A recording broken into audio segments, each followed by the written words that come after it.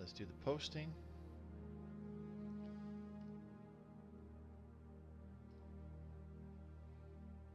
Dun, dun, dun, dun.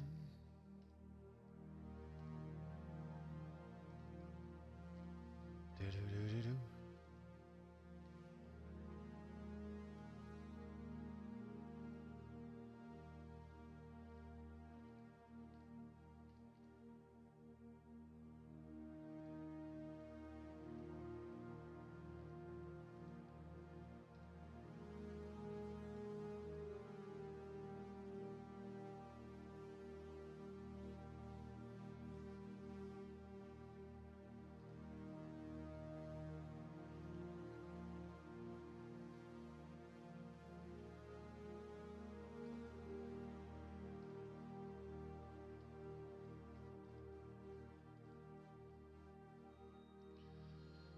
Okay, sorry about that. I should be all done.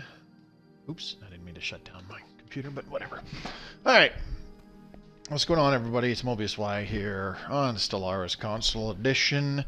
It's Tuesday, March 17th at the time of streaming this. So that means only one thing. Single player, back to the Blorg. Here we go. Alright, let me get the Twitch app open on my phone so I can follow chat and all that other good stuff. Probably should have done that first. Oh well, whatever. Is my mic on? Question number one.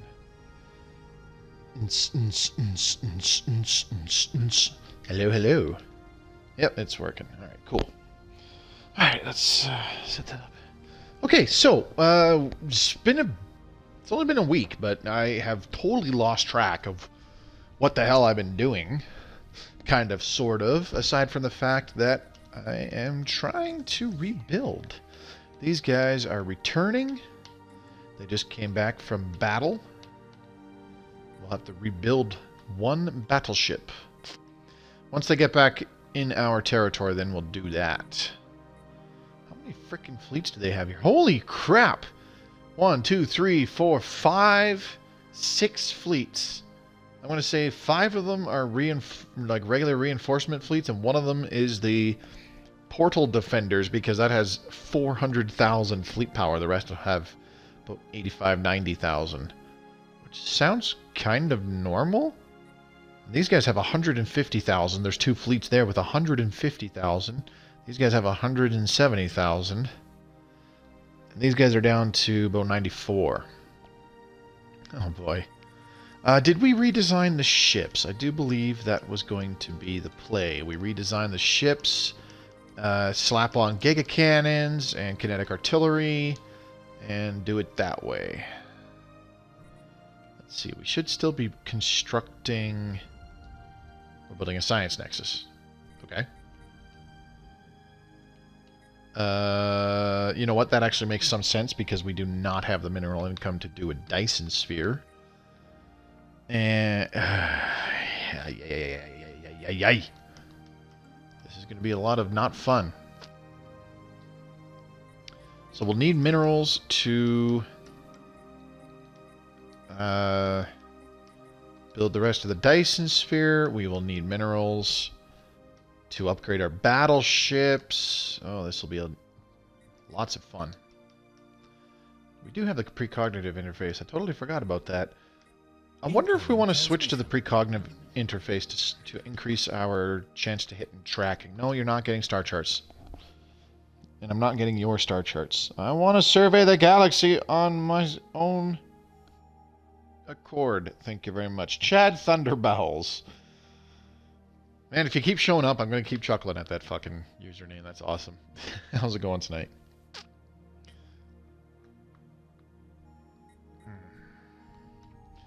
Okay, so we're getting close to done at Science Nexus, actually, so that's a good thing. No more traditions needed. Beautiful. What else? What else? Sim power. We do need to do a few upgrades. Holy crap, we need to do several. I guess. Maybe. Maybe not. Let's see. Jabeth Mines. We're all done there. So yeah, just building up on sim power right now. Seeing as how we almost have this Blorg pop fully grown. It's still going to be a while, though, because he's one of 3 pops currently growing. As you can see, these other organic pops, excuse me, are growing extremely slowly. Not too bad for a Tuesday. It was a very boring day. But overall not too bad. I didn't get COVID-19 today, so that's always a bonus. But there was a pretty amusing moment where one of the folks I work with, he's always had a pretty bad cough, because he was a regular smoker. I use the word was because I don't think he does anymore. But also our old place of work, our old yard, there was a lot of dust, so he actually had quite a bit of dust that he got into his lungs just through inhaling it because of how long he's been working in that situation and whatnot. So he's always had a bad cough for almost as long as I can remember. And then today, he's in our office right next to my desk, getting ready for a meeting, and he has a coughing fit, and he made like almost no effort to cover himself. He literally just covered the entire fucking counter in coughing sputum. It was beautiful. And the whole time I'm just looking at him with like a half grin, hoping that he's actually okay. Okay, here we go. Science Nexus Hub. We should be able to get this going. And when he finished, he started actually having a conversation with our dispatcher because he did need... Oh, geez. Increased happiness, really? Happiness minus 20%. Brilliant. So that just lowered our production. Because he actually needed a conversation with our dispatcher. So when he starts talking to them... Seriously, while he's still talking, I just walked into the next room, grabbed one of the wipes, one of the many wipes that we were given, and just wiped down the whole counter while he was literally standing, leaning up against it still. I just wiped it all down while he was still standing right there. Hopefully he got the hint. I don't know if he did. It was mildly amusing. I wasn't too happy about it, but at the same time, I couldn't help but smile inwardly because I was just like, God damn, dude. This is like right after putting up a whole bunch of signs for people walking into the facilities about, yeah, the company's doing what it can to reduce the spread of coronavirus before you enter our facilities and all that. Ask yourself the following questions. Have you... Oh, Christ, I can't even remember what the questions are. You know what? It doesn't matter. Enough about that. Noctis, what's going on? Nice to see you. Thanks for coming by tonight. Let's rebuild that one battleship that we needed. Actually, you know what? Let's wait. We're going to wait.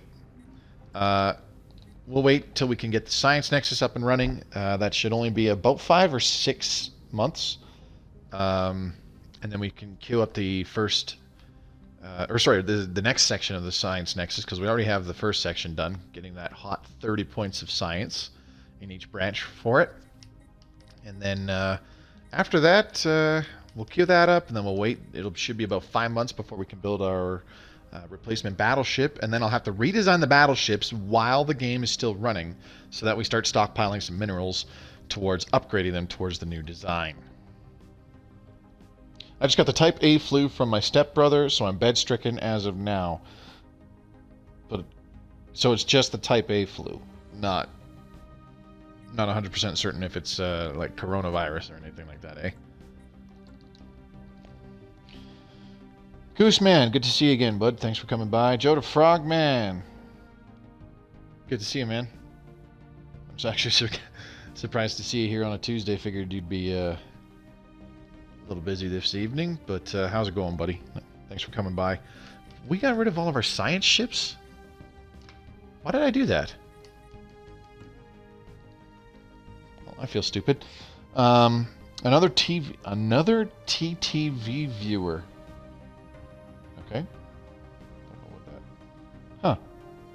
Another TT. What's TTV? Oh, okay. Well, that's good. Yeah, man. It's best. Okay.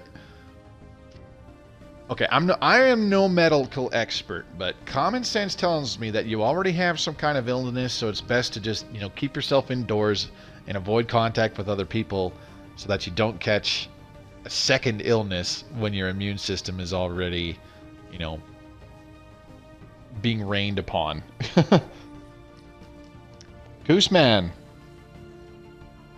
you staying at home too, there, buddy? You also sick, or are you just feeling the effects because everybody is being asked to stay home?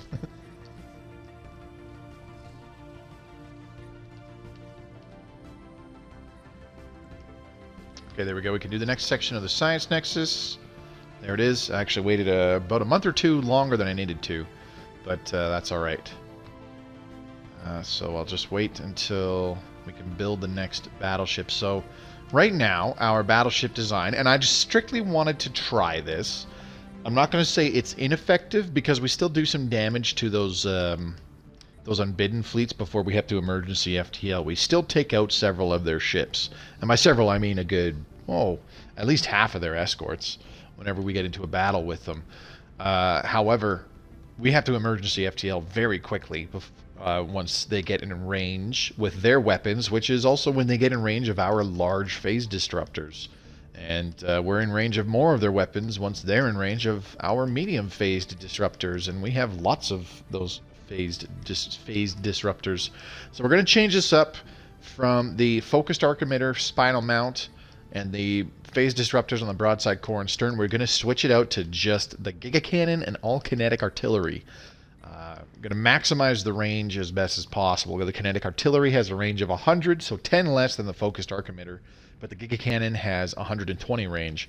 So hoping to land many more shots before the enemy fleet gets in range, and this increase in our weapons overall range, our fleet's overall range, might be just the difference maker. That alpha volley could do just enough damage where we take out so many ships before they close the gap and are able to shoot back at us that we could stick around and stay in a fight longer and maybe take out an entire fleet while only losing a couple battleships ourselves. That is the end goal.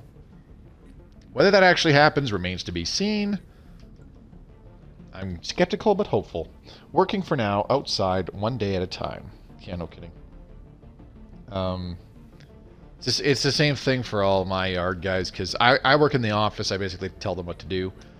Whether or not they listen is, you know, kind of up to their response, I suppose. But yeah, all my guys at work, they're outside too all the damn time. We're being largely careful about it. The thing that killed me though is we put up a bunch of signs on the entrances to our office, our main office there, and since we did that sometime yesterday, we've still had 8 different truckers from all sorts of different trucking companies that were bringing us material for us to store and stuff, and using our order building, and they just walked right in without even noticing. without a second thought, they just walked right in and handed me paperwork and said, "Here, I'm delivering something." And it's like, oh, okay. I hope he didn't cough all over this. One moment.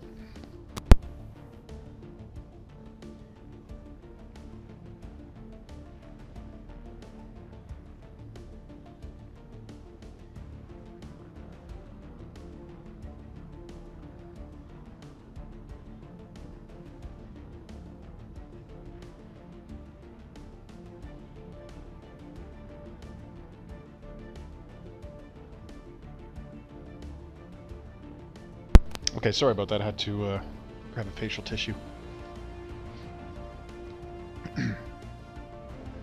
Noctis, I am grateful for your tips videos on YouTube. I play Stellaris on PS4. I appreciate the feedback, bud.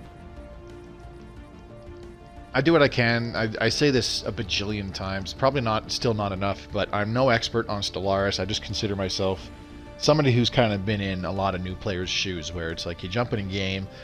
I should probably unpause the game, eh? You jump in a game and it's like, oh my god, I don't know what to do. What the hell's going on? What the fuck am I even doing? Oh my fucking god, what the hell does this mean? Why am I getting war declared on me? Oh my god, why do I have twice as many ships but they're getting their asses kicked? What the flying fuck? How the hell do I win a war? Why can't I invade this guy's planet? Blah, blah, blah, etc., etc., etc.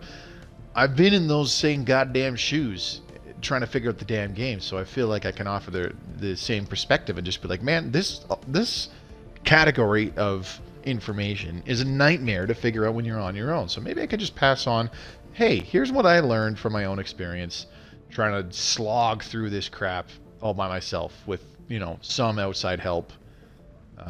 Construction complete. You know, more outside help as time goes on. When I start playing a new game, I don't usually bother with much outside help to begin with, not until I learn like the basic mechanics and get my head wrapped around a lot of the really low end crap that people tend to pick up on super quickly. So yeah, I totally get it. And you know, when folks, it doesn't take much, but when folks like yourself say, hey, your stuff's been really helpful, thanks, and all that stuff, it's like, okay, that's awesome to know, because that's the whole reason I do it.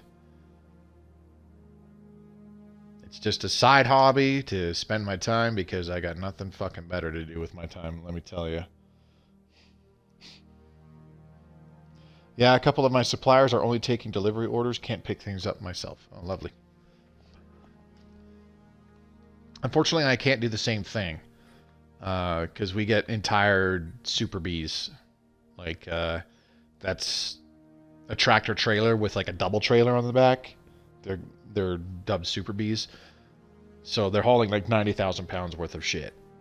I can't send one of my own guys to go pick it up.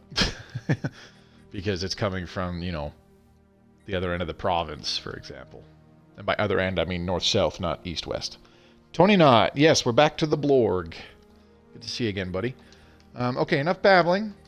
Nobody cares about that. Shut the fuck up, Moby. Play the game. Yes, I know. Okay, so like I said, we're going to start redesigning. So we're going all kinetic artillery and the Giga Cannon. So that means spinal mount bow, artillery core, and artillery stern. Slapping on nothing but big guns. So each battleship has 5 guns with a minimum range of 100. We're still going to throw on the 4 shield components with the 2 shield capacitors, because that is the best defenses against the Unbidden. Now, that being said, the weapons that the Unbidden have, they have 50% armor ignore. Is it ignore? I can't remember. Is it ignore? Let me see. Where was it? Do I have it? Do I not have them? Are they only available on a certain size? Maybe? No, there's no way they're only on a certain size. That'd be really stupid. I don't think I've reversed engineered them. Okay. That's perfectly fine. Anyways, they're... I don't remember what their weapons are called. It doesn't matter. They have 50% armor ignore, but they also have 50% penetration. Now, this was explained to me. I needed it explained because I'm stupid. Remember that. It's not... Like, I'm thinking of it as penetration as in completely puncturing through an object. Right? That's how I was picturing it. And some of that stems from my time playing World of Tanks on the consoles for, you know, 4 years, 5 years. So I'm thinking, well, if it only 50%, if it only penetrates 50%, then it's not penetrating. So, like, I thought it was very fucking stupid wording, but it was explained to me by a very helpful and knowledgeable Stellaris console player, Razor. He was actually here in our multiplayer game last Friday. He clarified it for me, and he goes, no, their weapons, 50% of the damage goes straight through the shields to the hit points. And I was like, oh, I get it now. That's okay. 50% penetration against energy shields. Yeah, that makes a lot more sense than what I was picturing. And then he proceeded to call me an idiot, and then I proceeded to cry. But I got that clarification out of the way, so I'm quite happy with that. So what that means is that even if we had a boatload of armor, say we slapped on a whole bunch of neutronium armor here, okay, instead of shields. There we go. So our armor is our armor is 87%. Even though the Unbidden weapons only have 50% armor ignore, so they'd be ignoring about 43% armor, 43, 44% armor, somewhere around there. If we had any shields, their weapons would also be going through and doing direct hull damage straight through our shields as well. So it's not that it's ineffective to stack a whole bunch of armor on your ships and whatnot. How do I word this? It's just I'm trying to think though. Like the sentence is forming in my brain, but the words are not coming to me.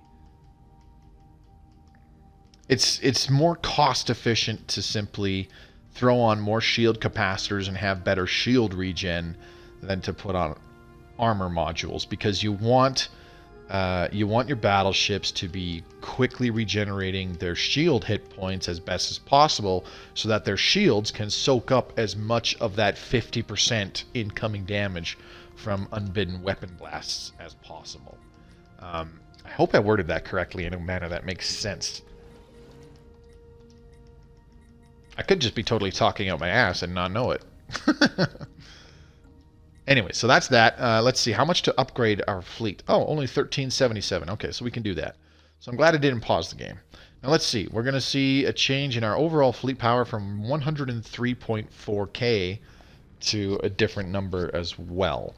What we want to see is better outcomes when we get into a battle with one of these fleets. We want to see more damage being done to namely their escort ships, because those are the ones at the front of their fleet's formation.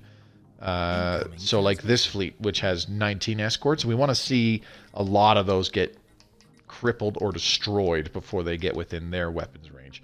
These guys want a research agreement, and they want us to give almost all of our minerals and about a fifth of our energy. Up yours. GTFO. That's my response to that. Oops.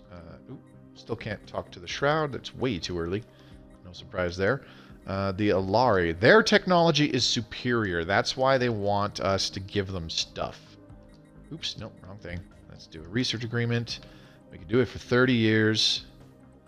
But we're not giving them as much crap as they were asking for. That's bullshit. Let's see how much will be acceptable. A lot. Not that I'm terribly surprised. Wow, they won't even take any of it now. Oh, energy. Energy is what they want. We can spare energy. So you don't even need the minerals. It's just the energy that you want. Let's remove that. So we can give them some energy. Yeah, so then why the heck were you asking for like 5,000 minerals if all you wanted was energy? Screw you, AI. I don't like the AI sometimes. I've come to the realization of this from all the single-player games that I've been playing over the last couple months, and definitely on the hard difficulties. Right now, the AI in this game is really dumb. Don't get me wrong, they still... Okay, so they agreed to it, that's fine. Don't get me wrong, they still can offer their challenges. It's still good how they will capitalize on you being significantly weaker, or when you make a mistake and, you know, like, if you're having a bad day and they're hostile against you, they pile on. They dogpile on your ass. So, like, there's that. You know, they do kick you when you're down, which I do kind of appreciate. There's not many games, even like strategy games or whatever, where the computers don't do that, which is like, there's several RTS games that I used to play back in the day. Names escape me for some reason, but there's been several RTSs that I played over the years where a computer will not attack a person or another computer if they can defeat them, because they're like, oh no, this one's the strongest one in the game, I need to fight them, even though they're like the second weakest. It's like, no, I need to go after this guy. I gotta take this guy down a peg, and all they wind up doing is hurting themselves. And it's like, you're fucking stupid. There's dumb things that the computer does in this game, though, as well. And I'm finding this more prevalent. It sounds stupid, but they're even dumber on the harder difficulties. Okay, so we actually saw a pretty big bump in our fleet power by about 26,000, which is pretty cool. So the reason why the harder difficulties in this game are the harder difficulties is not because the AI is actually more difficult or anything like that, or things get harder. It's Pretty much just because AI empires have better resource output overall compared to you. They get innate passive bonuses to their overall production on higher difficulties. This is if the information that I read on, several months ago is accurate, is correct for current console version. They have bonuses to production that you, as a player, do not get. So what I've noticed happens is when I'm watching the computers play in some of these single-player games I've been kind of working on for the last little bit as I learn the game and continue learning different aspects of it. What tends to happen is because these computers have the production bonuses, early on, they'll just start colonizing shit. And the reason they start colonizing shit is because they go, oh, I have a pretty big stockpile of minerals and some influence. I can colonize something. So then they just go off and colonize some fucking piece of shit 10-tile world. I am swearing a lot tonight. That's not common. I just know I'm going to see a comment or two where it's just like, I started watching this video with my kids around and we're going off half-cocked and swearing up a storm, blah, blah, blah. I can totally see it right now. Anyways, whatever. So they just start colonizing stuff, and then they use up all their minerals and influence for that kind of stuff, and then they sit on using those minerals and stuff to maybe build a new building on their older planet, or construct their first building on one of these colonies. Not likely. And then they just sit there, and then they just keep sitting there until another stockpile of minerals comes in, and they have some influence, and they go, oh look, I can colonize again. And then they go colonize somewhere else again. Or if they have just minerals, they're like, oh, I have a bunch of minerals. I can build some ships. And then they build some crappy-ass corvettes or destroyers or whatever. And meanwhile, they have 6 colonies. 4 of them have no goddamn buildings. And 4 of them have no pops because they have no pop growth because their entire empire is starving. It's comical is what it is. So it's like, oh, they supposedly have superior fleet power, but they have they supposedly have superior naval capacity, but they have inferior fleet power, despite having 4 times as many ships as I do, and they have inferior technology. Why is that? Well, because they're spending on their goddamn minerals, pointlessly colonizing shit, pointlessly building crappy ships with crappy technologies, just for the sake of building crappy ships with crappy technologies, and they're not building up their colonies. They're not feeding their people. So all their pops have happiness penalties. Once their food runs out and their production just goes in the shitter, it's comical. It's really comical. Make a hive mind named coronavirus as a devouring swarm. Well, my current hive mind setup, they're called the revenge vegans, because the headcanon is that they used to be human vegans that then literally turned into what they ate, and then they became plants that only eat meat. So then they started scouring the galaxy, eating everything else. But I do like your idea. And a 24-hour stream since everyone is out of work. See, the problem with that is I'm not out of work. Wow, that is a lot. What the hell? What are these guys doing?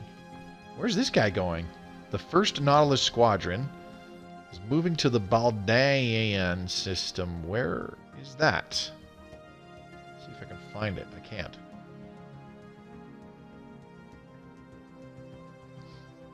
Is it a system with Unbidden in it? No, it doesn't look like it. Oh, I know what they're doing. It's because they're at war with these guys right now, because, that's important. Yeah, right. You guys have fun with that. Need a ship, destroyer that helps strengthen other ships' shields. Like, are you asking for a design? Because there's no such thing. You only get those kind of auras that buff your own ship's shields from defense platforms and Titans, which we don't have yet.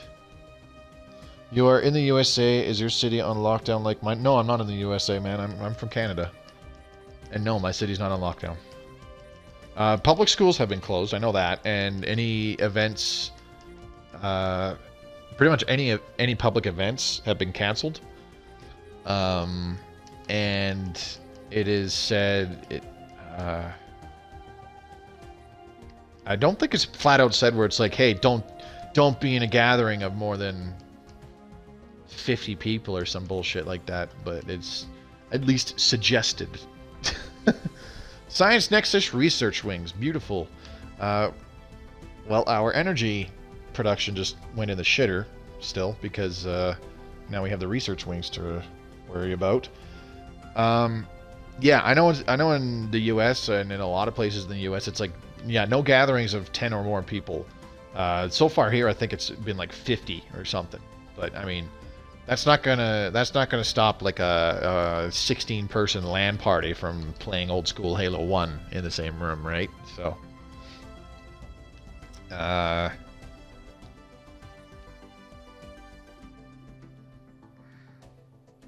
this isn't the first time it's been brought up. Bars, restaurants, gyms, and everything are closed. Yes, same here. I forgot to mention that, actually. Thank you for reminding me. But yeah, we're in the same boat for a lot of things. A lot of stuff is closed down, and it's like, yeah, don't go here. Too many public places. Gyms, I totally understand, because those are fucking germ cesspools. It's amazing how people don't realize that. It's like, how could gyms have their stuff sterilized all the time, don't they? No. What gave you that notion? There it is, extra-dimensional weaponry. That's what I was looking for. Okay, so yeah, as we can see here, ignores 50% of armor, 50% shield penetration. So this is every type of extra-dimensional weaponry weapon that does that. So when they bypass 50% of your shields and have 50% of that damage go straight to your hit points, it's that 50% damage that is penetrating your shields and going straight to the hull, even though you have full shield, even though your ships have full shields, it's still ignoring 50% of your armor. So stacking that armor, it's not as effective as stacking up shields and shield regen, because you're trying to add overall hit points and regeneration to your ships when you're fighting the Unbidden. I don't know if I'm terribly... I don't know if I'm articulating that very well. I understand it would be nice if some smaller ships had a limited perk to help bigger ships shield regen. Construction complete. The only purpose for destroyers, especially in the late game, and this is part of the reason why I rarely bother with destroyers unless I'm fighting like an awakened empire or a really powerful AI empire that uses a lot of missiles and or strike craft. That's the only thing destroyers are good for, is being a second screening line, because when your fleet gets into a battle, the battleships are always in the very back. You can see this when they're just sitting there in some kind of formation. The battleships are in the very back. The destroyers will be in front of them once the battle starts. And then you have your corvettes and cruisers in the front, with the cruisers in the very front of the formation. Now, the cruisers can zip in. They'll be the first ones in range for like the medium and the large weapons. But the corvettes rush in there because they're going in for swarm tactics. So your corvettes will get right in the enemy's face. Brain fart. Your corvettes will get right in the enemy's face while your cruisers still stay, very close. Construction complete. Not, terribly close, but they'll still be kind of like on the front line there. If your cruisers have very little or no point defense and or flak, then they themselves will get shredded by, missiles, torpedoes, strike craft, whatever. So if you have your cruisers either built to counter, or you have a very effective all-purpose build, which I do want to show in the ship design video that I would like to push out there. Just for quick reference, it essentially looks like this. The very back is broadside with flak artillery. The core is a hangar core with either a bomber or a fighter wing, depending on what you need. And then you have a torpedo bow with 2 small plasma cannons and a neutron torpedo. This is actually a really effective general purpose cruiser setup. You throw like 3 armor in the medium slots here. Oops, not freaking power. Do your 0-point reactors. There you go. Now you have enough power, and you can put on some shields in the medium slots again, and then you have a little bit of power left for like a shield capacitor, and then something else like regenerating hull tissue or some shit. This is a really, really good, really effective all-purpose, or I should say general-purpose cruiser design. It gets right up in their face, so it's one of the first out of your fleet to attack. So it'll dump those neutron torpedoes and shred shields. And when it's up close, it's going to be in the face of enemy cruisers and enemy corvettes when they just try to swarm. So those small plasma cannons will be really effective at shredding enemy corvettes. And they'll be like the front line when the battle kicks off. So the first volley of incoming missiles, torpedoes, enemy strike craft, each cruiser has 2-point defense and a flak artillery to start shooting them down.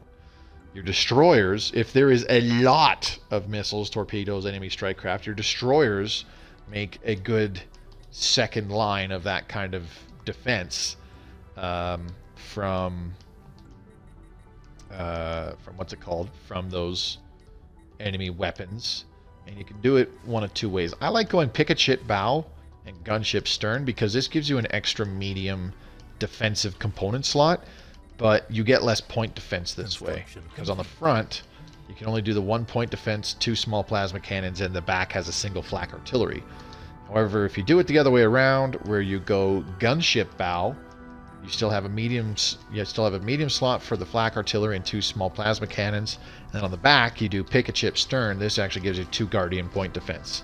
However, you have 1 less medium slot for power, for shields, whatever.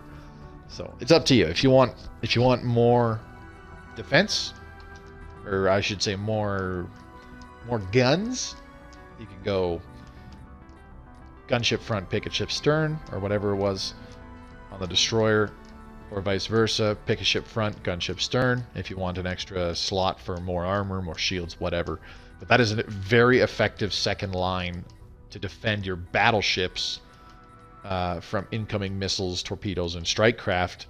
And if you actually use those destroyers, this frees your battleships up where you can make a design that doesn't have its own flak artillery or doesn't use a carrier core just to have its own point defense and that kind of crap. You can strictly put more guns on it. Have you heard any word on update yet, or you're not allowed to say? No, I have heard no word.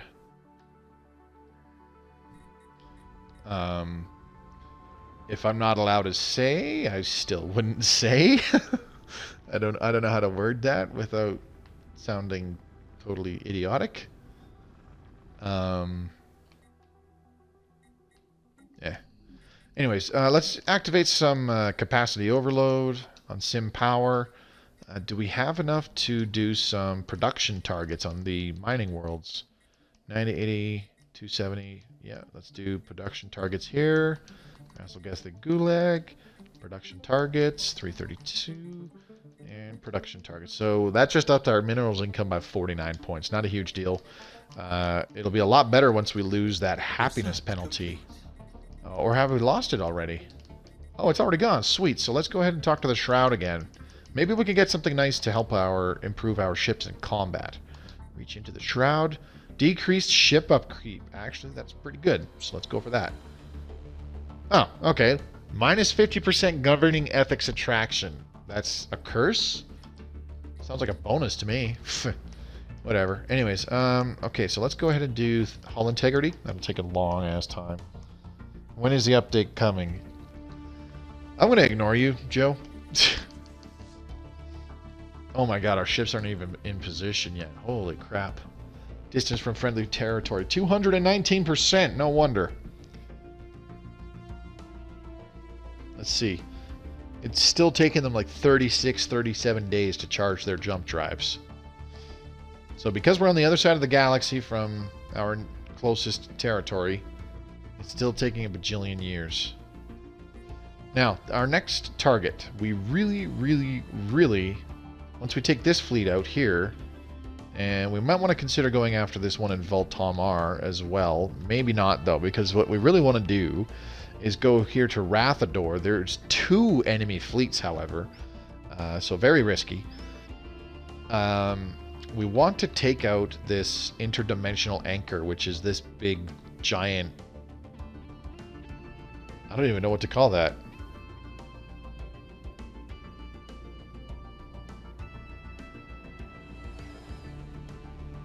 It looks like a very self-destructive butt plug or something, but anyways, it's the dimensional anchor. That's what's projecting unbidden territory in this area.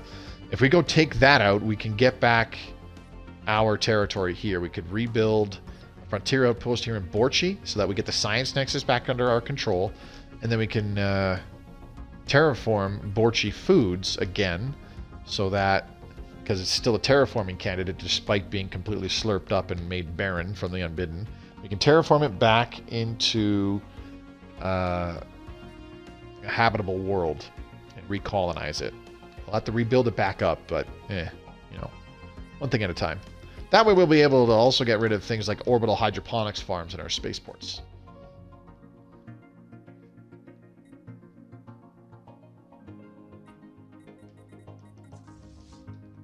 Incoming transmission. Alright, ooh, whoops, there we go. What do we got? Star charts? No, stop it. Stop asking me for star charts. I don't care. Okay, so despite our fleet moving around, we got 2 Powerplant 4s online with a pop on them now. Our energy is in the positive, which is great. And this is pretty much our fleet cap right here. Never mind our naval capacity, which is up here in the top right. For those of you who were completely unaware, your fleet capacity does not fucking matter. It's bugged in the console version. It says right there, the maintenance cost of your military ships is increased by 233% due to being over your naval capacity. That's how it's supposed to work. But let's take a look at how it's actually working. My battleships should have 8.16 energy and 6.12 minerals maintenance per month right now. So at 233%, that should be, you know, 25 energy. If not, you know, more like 27, 28. And minerals should be more like 18 to 20 at least. But if we go move our cursor over here, look, maintenance 6.12 energy and 4.19 minerals per month. That's partially because our admiral has fleet logistician. Is there anything else in there that is causing that? I don't see anything. Damage. Fortress upkeep, defense station, upkeep, defense platform, shield, armor, ship, hull points. It doesn't say anything else about reducing upkeep further. So, as you can see, because we have our fleet logistician trait on our admiral, possibly one other modifier in there somewhere, I don't know what off the top of my head, but we still have significantly lower maintenance costs than we should have. So ignore your fleet cap. It means absolutely nothing. Go over it all you want. Your fleet capacity is a lot more arbitrary and is dependent on whether or not you're going negative in energy credits and or minerals whenever you take all of your military ships and start moving them around the galaxy, as opposed to having them docked at a spaceport. You got to remember that as you're building up your fleet and it's docked at a spaceport, because you're like, let's start building up ships. I'll just have these guys hang out at this spaceport. They have reduced maintenance costs. So as you're building up your fleet, when it's like, okay, I'm getting down to about 30 energy credits per month, but I should, so that should still allow me to build like 8-9 more battleships, right? Well, if you move that fleet and suddenly boom, you're at like -50, and then you build, you know, another 10 battleships or some crap like that, that's just going to make it even worse, right? You're suddenly going to be at like -130 energy every month. So it's important to check that and check it regularly. There we go. Final section of the Science Nexus done in 1200 days. Beautiful. Whenever you're building up fleet, you know, occasionally just take, if you have one big fleet, or even if you have multiple big fleets, or if you just have multiple fleets, you know, occasionally every Every so often, just move them away from a spaceport so they're not docked, and you can actually check their real maintenance costs. Okay, so I actually have a feeling that we'll be able to take this fleet out regardless, even if we didn't repurpose our ships the way we did. Because with the focused arc emitters, we were able to take on a fleet of about similar size in terms of the number of ships in the Unbidden fleet. And we only lost like 3 battleships in that fight. Something like that.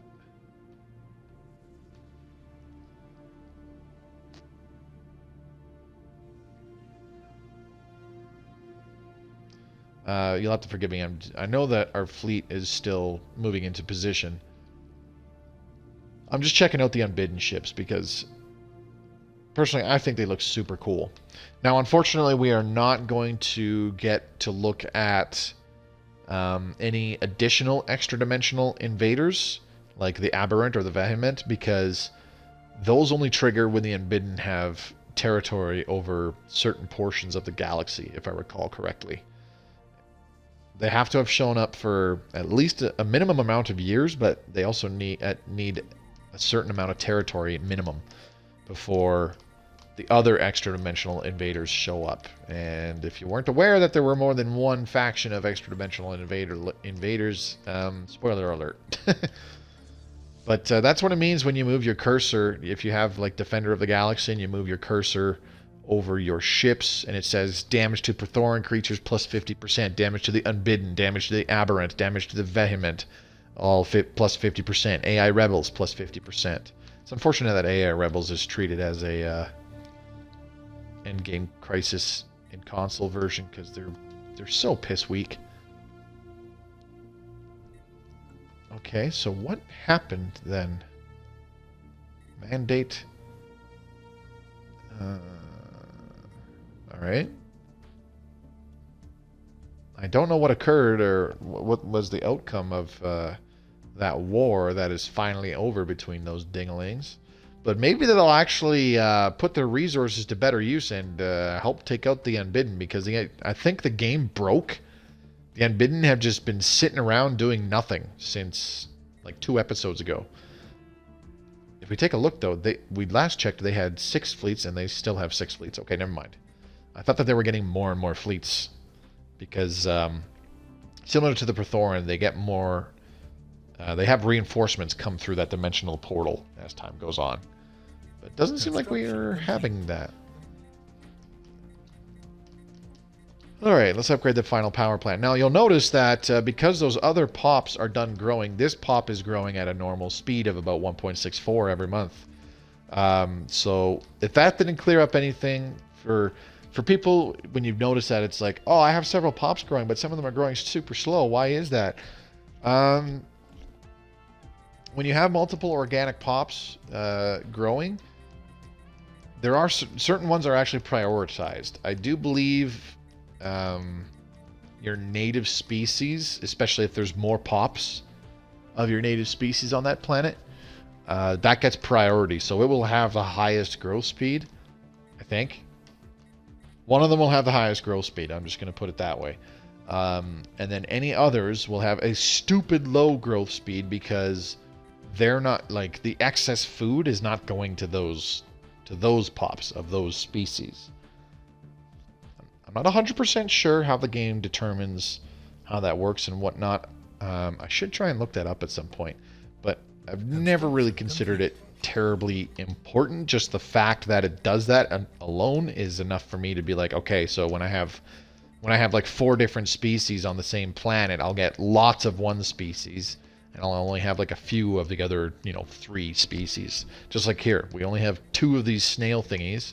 We only have 4 of these cinematus. And then the rest is Blorg still on a 19-tile world. There's only 6 tiles that were not... excuse me. Were not populated by a Blorg. For some reason, I'm getting sleepy all of a sudden. And somebody declared war again. The Chim-Irenic Republic wants a piece of the autocracy of Polisi. We're just not going to get a break, are we? Okay, the Unbaddeners are in position once we queue up the last tier of Powerplant on Sim Power. Should be good to go. This planet will be producing probably around 230, 235 energy once this last pop has fully grown. Construction complete. Which is pretty decent. I'd still much prefer a Dyson sphere somewhere, but that's just outside the realm of possibility because we do not have the mineral income to build a Dyson sphere within a reasonable time frame. Okay, here we go. Unbatterners. Oops, no, that's the planet. Stupid. Here we go. Let's see what happens. This is the redesigned Blorg fleet with nothing but kinetic artillery and giga cannons.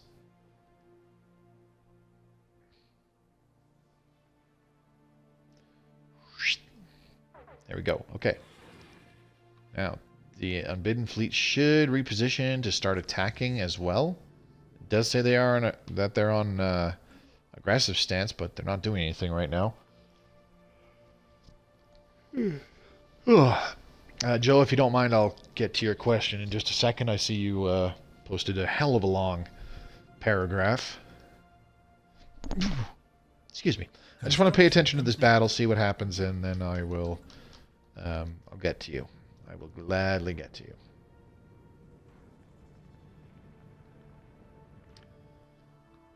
Bom, bom, bom, bom, bom, bom, bom, bom, bom. Sorry, wrong franchise. Come on. Hostile fleet engaged. There we go. See, much longer engagement range. Bam, bam, bam, bam, bam. No enemy ships destroyed yet. Amazingly. Oh, there goes one.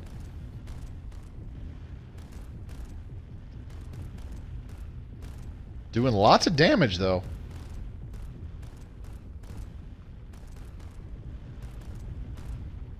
Yeah, there's... Okay. Yeah, their ships are getting shredded before they can even fire off many shots. They're starting to hit this guy, though. And they're hitting him hard. Okay, so yeah, definitely kinetic artillery and giga cannons is the way to go. Because we didn't even lose a single battleship, whereas with the previous setup, despite the focused arc emitters doing significant damage straight to their hull as soon as we started firing at them. Okay, so we need to repair. Why are you going that way? It's the shortest route, that's why. Okay, so long as they just completely... You know what? I am adamant to have them go straight through Unbidden territory because I'm worried that that will actually cause them to be like, oh, we gotta defend our territory, and then they'll start actually moving around and doing shit again. So we're gonna make them take the long way. Painful, I know. And then we will get them to repair. Okay. Hey, so was watching an A-Spec video the other day. If I caught it correctly, he used a Xenofanatic empire to reduce the size of another AI empire by colonizing a planet right next to the normal AI empire and then ceding to the fallen empire. Other way around. The normal AI then dismissed a few planets to avoid going to war. Has anyone done that on console you know of? You actually can't on console. I've tried. Let me take a look here. Let's offer a trade deal. Transfer system. No. See? Minus 1,000. They're like, fuck you. I don't want your planet. Okay. What about Jabeth? No? Okay, fine. What about Sim? No? Okay, fine. The AI doesn't let you do it. But if you go back to I believe it's the very first episode of the second multiplayer game. So just a few streams back, about 4 or 5 weeks ago is when it was. I colonized a planet right next to a xenophobic fallen empire, which they hate. They get super pissed off when you colonize or build a frontier outpost anywhere remotely close to them. And the very day that the colony ship landed and my territory appeared in a very small space around that system, I gave it to one of the other players, Matt Morals. And he didn't realize what I was doing, so he took the planet, and less than an in-game month later, the Fallen Empire declared war on him because they were like, hey, get this fucking colony away from us. It was an older video, like 2 years ago, so figured it would be about the same version as we are on. No, it does sound like it's about the same version. And I've seen several videos, not just one that A-Spec did, where somebody didn't do one of any commentary, like how they got back at an AI empire that beat them up in a war, is they did just that. They colonized like right next to a fallen empire, a xenophobic fallen empire, gifted an AI that planet, and then laughed as the xenophobic fallen empire declared war on them and kicked the shit out of them. Took them down a few pigs. But for whatever reason, we can't do that in this game. And you know what? I'm okay with that. Otherwise, I would exploit the ever-loving shit out of that all the time. It would just make the game too easy, honestly. There's already certain glitches and bugs and crap and that you can exploit in this game. Well, one in particular, where you repeatedly do special projects, for example, and they insta-complete, that kind of stuff. You know, that already makes the game trivial. I've actually got a save state right now where I have a single asteroid giving me over 1,000 engineering research and a planet giving me like 600 in all 3 branches. I'm getting my repeatables done every like 9 months. And one of them I'm on like extraction patterns 40. Yeah, all of my mining networks produce plus 200% minerals on top of other bonuses. It's ridiculous. It's extremely boring, it's extremely cheesy, and it makes the game extremely trivial. So I'm kind of glad we don't have an additional exploit like that. It's entirely possible that that was a thing in the earlier versions of PC Stellaris, like 1.6 or 1.5 or something like that, or even earlier, like 1.3, and then in a patch, Paradox made it so that AI empires will always refuse when somebody tries to give them a planet for exactly that reason. Because clever bastards were exploiting it. Okay, so we got a year left before this Science Nexus is completely done. Pretty cool, pretty good. Not bad at all. Yep. Good. Beautiful stuff. Wonderful. Looking forward to it. Research complete. Okay, so the next target we're gonna try... Oh, man. We'll have to go the long way again, all the way down through Voltamar. If my...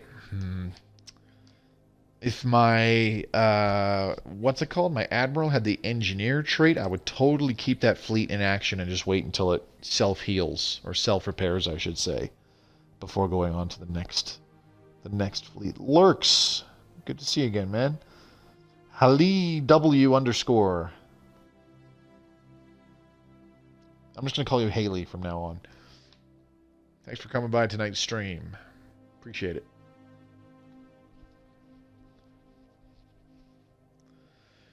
Well, we're getting close to the year 2500. I'm actually quite surprised we've played the Blorg for 300 years at this point.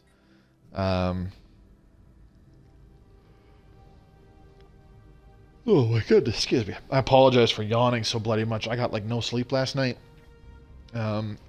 Despite not getting coronavirus, I missed a day of work last Monday because I got sick with something.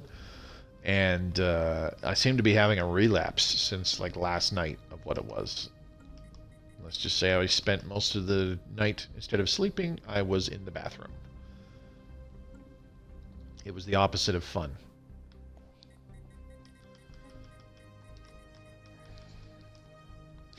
Let's see here. Trying to think. I should probably redesign all the other ships too, just for the hell of it. So obviously the shield... Oh my god, there I go again. Obviously the shield penetration fleet setup... It's not that it's ineffective, it's just not as efficient, apparently, as just going for outranging the Unbidden at every turn. So we're going to throw on large weapons everywhere. Large weapons everywhere, and kinetic artillery. And then for our mediums and smalls, phase disruptors. Okay, there's our power. We need a shield capacitor. We need a second shield capacitor, and we still don't have enough. There we go. So one more thing to note. If you get psionic shields, you're better off having multiple smaller components of the shields than the larger ones. And why is simple. Despite the large psionic shields giving you 600 shield hit points, and so it gives you twice the amount of shields for twice the amount of power and cost as a medium psionic shield, it only gives you 8.6 shield regen, whereas a medium gives you 6.6. So 2 medium shields for the same power usage, the same cost, will give you the same amount of shields, but better shield regeneration. And I'm fairly certain that it's also the same for hyper shields, isn't it? Let's see. Yeah. It's the same for hyper shields even. Large hyper shields, 7.6 regen. So that gives you 15.2. And then medium hyper shields gives you 5.6. So it's not the same. So 2 medium shields, you get 11.2 shield regen. And you still have the same shield amount. So hyper shields, still better off getting the... Wow, I'm having a brain fart. Better off getting the larger ones and putting those on where possible. However, psionic shields, and probably the same for enigmatic deflectors, which are just as strong in terms of defensive capability, strength. Enigmatic deflectors, which you can get from the enigmatic fortress Leviathan, same story, because I do believe they're on the same. They have the same values in terms of strength and shield regen and required power and all that jazz as the psionic shields. Okay, so kinetic artillery on the front of the destroyer, and we don't have enough power, so 0-point power there. And that solves that. Oh yeah, I thought I think I'm going to change. Did I change the precognitive interface? Well, the increased fire rate was quite nice in that last engagement there, but let's try the precognitive interface, because this will increase our tracking and chance to hit by 5% each. So that technically should add like another 100% accurate, or not 100%, 10% accuracy, shouldn't it?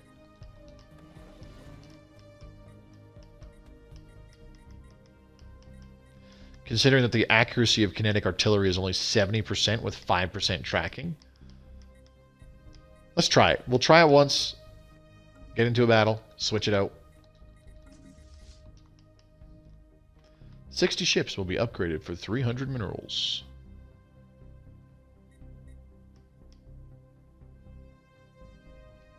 Let's queue that order up. Oh, yeah, it worked. Okay. I didn't see that it went from +2 orders to +3. Oh!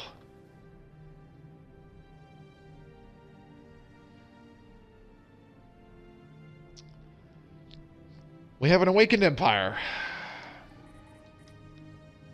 My God.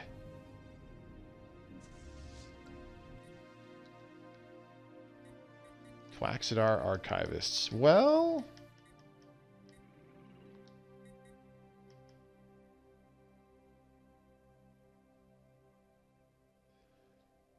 we can invite them to a federation?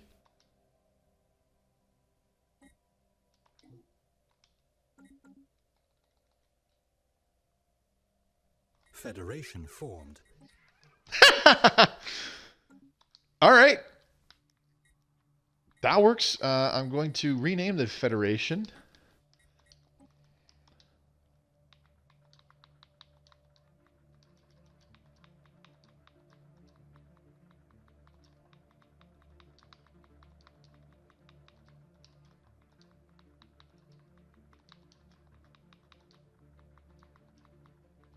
That was unexpected.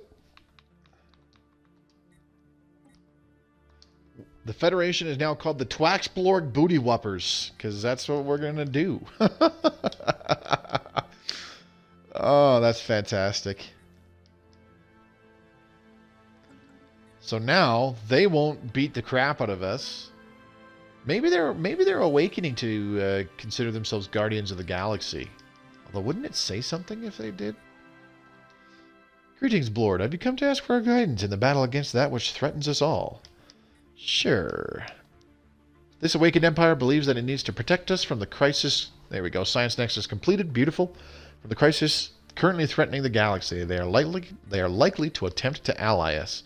They have closed borders to everybody else, but we're in a federation with them. Awesome. I like it. Dope. So they're actually going to get better opinion of us over time because we are in a federation. We're increasing their trust. They can't make us a satellite because we're in a federation with them. I love it. And and every trade deal duration expired. That's fine. If they try to invite further people to the federation, we can vote and say no. Those people suck. We don't want them in the federation. Mobius using kinetic artillery. Yeah, you don't see it very often because I am a bit. I have a heavy bias towards energy weapons. That's no secret. Jesus, 60 months for shield harmonics. Unbelievable. But, hey, it worked out. We took out that other Unbidden fleet without a single loss to our battleships. So, sure. The Juven Mandate would like to cooperate more closely with the Twax Blorg booty whoppers, leaving aside the question of membership. Would you consider granting us association status? Sure. So this way... Oh, what the...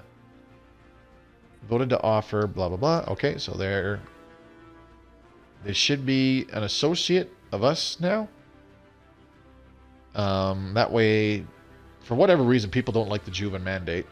Namely the Chimerianic Republic and the Gebrew Corporation. So if those folks decide to attack the Juven Mandate again, they will have the Awakened Empire to contend with. I hope. That'd be pretty amusing. Haven't seen you in a few weeks, I don't think. Cyphus, how's it going, buddy? Or wait, weren't you here? You were here on Friday for the multiplayer stream, weren't you?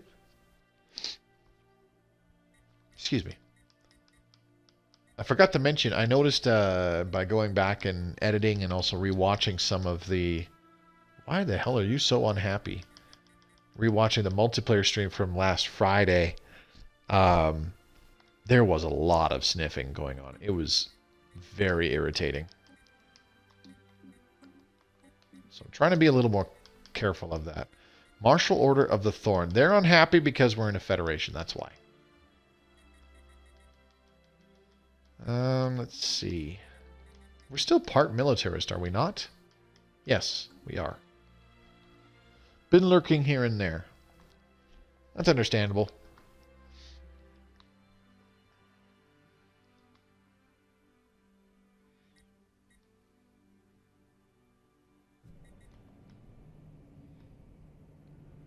Jesus. 44 battleships, 84 escorts. My God. I say battleship, but it's more like battle cruiser. Not even a Titan in sight from what I can see.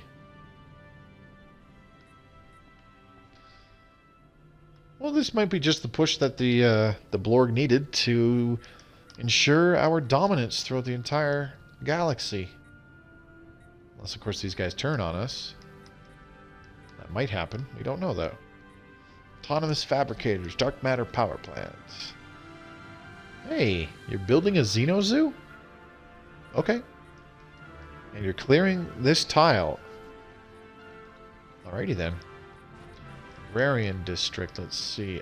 Agri-processing complex. The building itself produces 12 food. See, my favorite thing to do is have the Materialist Fallen Empire in the game. And if you take them out before they awaken and whatnot, you get their ring world. And despite them being covered in a metric crap ton of tile blockers, they have these kick-ass buildings. Autonomous fabricators, 12 minerals per month. Just the building. Dark matter power plant, 15 energy per month. Just the building. No bonuses. Agrarian district. Let's take a look here. The agri-processing complex. 12 food per month. It's pretty awesome.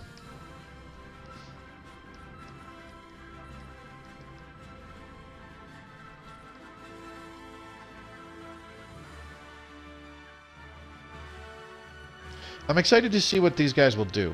I honestly hope that it's they're awakening to protect the galaxy. You know what I also hope? I really hope the Juven Democratic Colonies are making use of that goddamn science nexus that they have of ours, which we'll never get back. I find that very upsetting.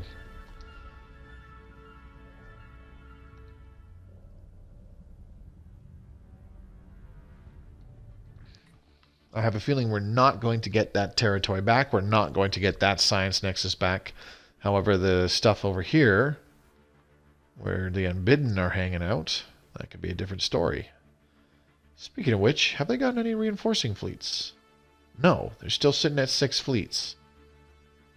This is very unusual. They're not moving. They're not getting fleet reinforcement. I'm pretty sure that internally the game exploded and just said, nope. I'm doing this today. Alright, here's what we're going to do. Let's go contacts. Let's go Twaxidar. Blah, blah, blah. Can we do a trade deal for... Oh, no. Let's see. Even these guys don't want our systems. They're like, no. Fuck that. We're too good for that. Research agreement. See, they don't want to give us a research agreement either. That sucks.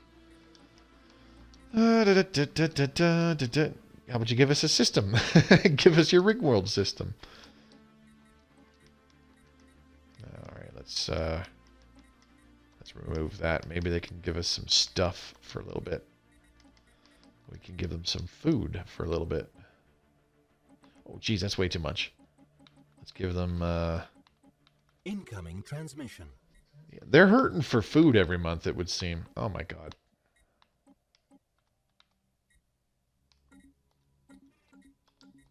All right, who else wants association status? The autocracy of Polici wants to be an associate of the Blorg Booty Whuppers. I'm going to agree to that. There we go. Because I'm sick and tired of people going to war and attacking these people, these empires, the Juven Mandate and the autocracy. There's bigger fish. There's bigger fish to fry. Now, the real question is, are the Twaxidar regulators going to cause a war in heaven? Because we also have... Nope, not these guys. Where are they? There it is. Hadadeshi Forerunners. You Blorg show some promise, but you are still very young. Those are the Xenophile. And the other ones are... Yeah, Spiritualist. This is them. What am I talking about? I'm an idiot. Okay, so yeah, I'm wondering if the Vryn Protectors, which are right frickin' next to me... What the... You colonized that? Well, the Vryn Protectors are currently pissed off at these people because that's a holy world that they just colonized. Good plan.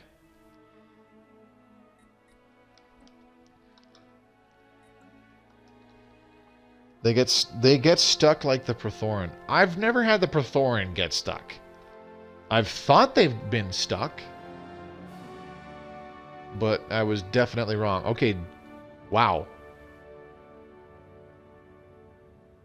This looks like a surprisingly large fleet for a fallen empire. Maybe I'm just on crack and I'm misremembering things. Huh. Yeah, whatever. Okay, so our fleet's almost back. Jump times are way short again. So, hey, we can actually send our fleet up through this area, over to here, through the Twaxidar regulator space, and have them jump over to here to take these guys on and try to do some damage. We're going to have to teleport them over to Borchi first, and then warp in from the Borchi system so that we're not, like, right next to them and possibly in range of their weapons. They always get stuck when I fight them. I've never had that. In the meantime, we're just going to be building up minerals and various other resources. What the hell are we going to do with them? I don't know. It says we have 3 frontier outposts. We should only have 2. Why do I have 3? Oh, yeah, Ferranus Black Hole. Duh. I want to make sure we have that source of dark matter. Okay, so these guys are upgrading with the precognitive interface. Nothing major there, and it was a pretty cheap change. I'm not going to say cheap upgrade, but cheap change. So we'll see. We'll see how this goes. It's kind of... it's not going to be a very good test, though. We kind of need to test it against, like, these guys over here in Voltamar. Kind of need to test it on that. But in the meantime...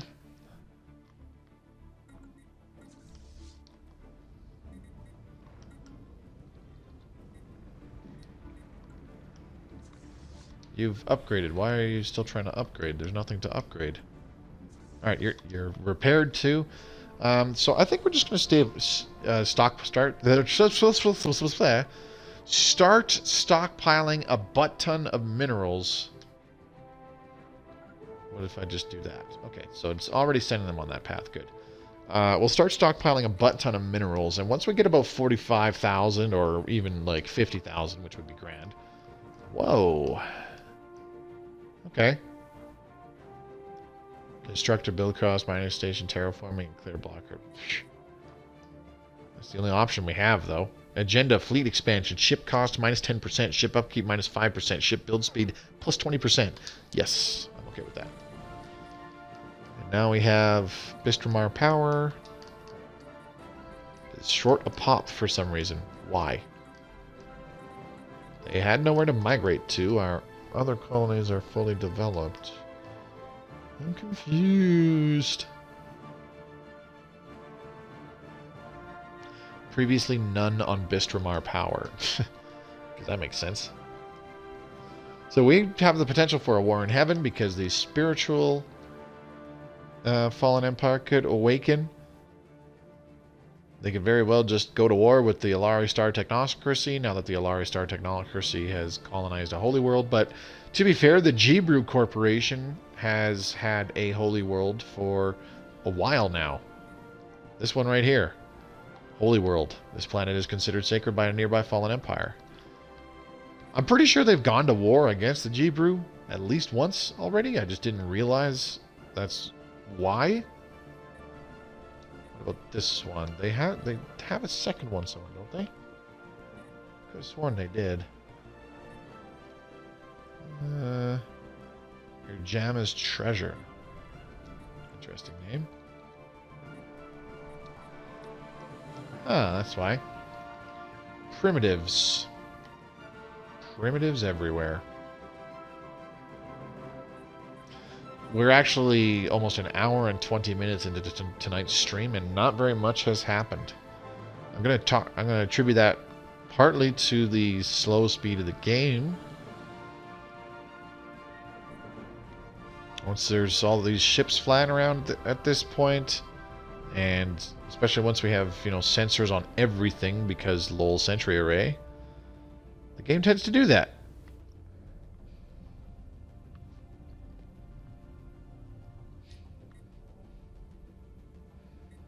So hopefully the game goes at a slightly higher speed whilst we chill here, looking at planets for no reason.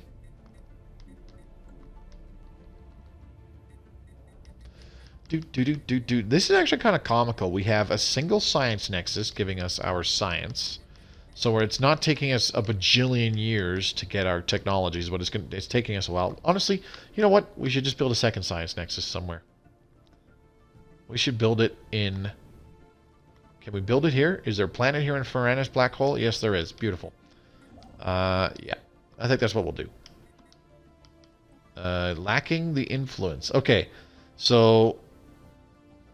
Black holes cannot have most megastructures built in them.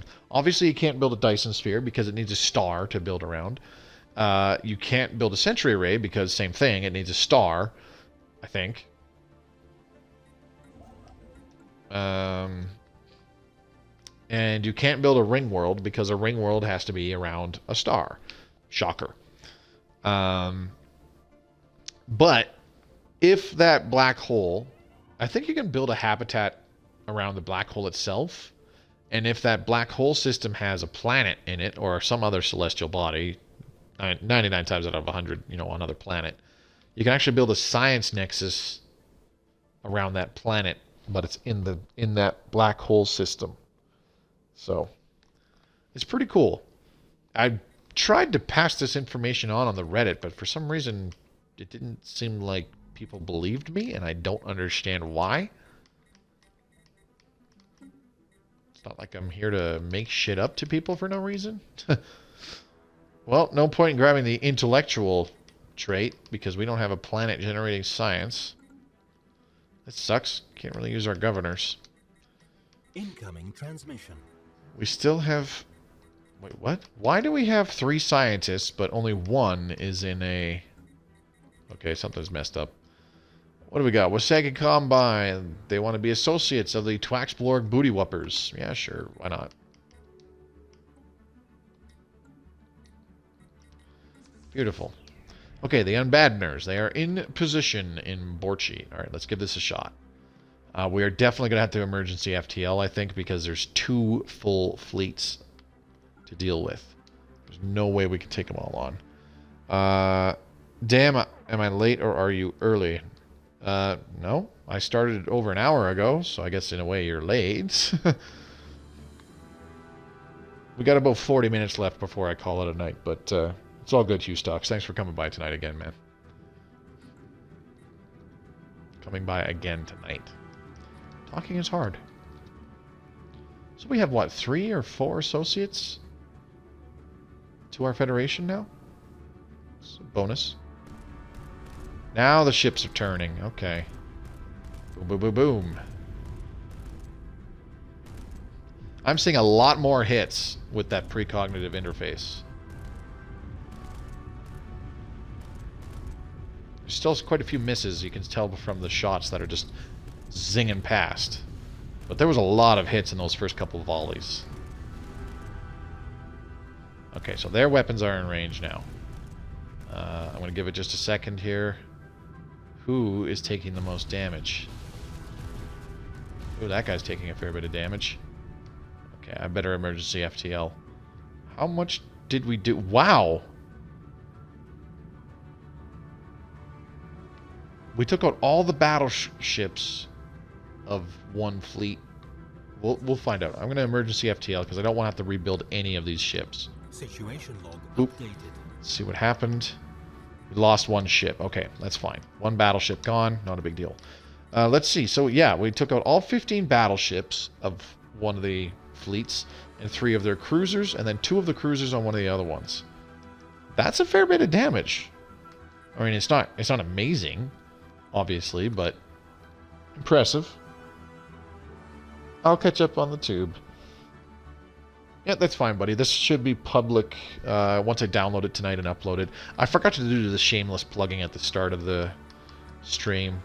Hello, all you people on YouTube. I'm having a lot more difficulty remembering to do that. I just chalk it up to the fact that I'm old as crap. What are you doing? Oh, ooh.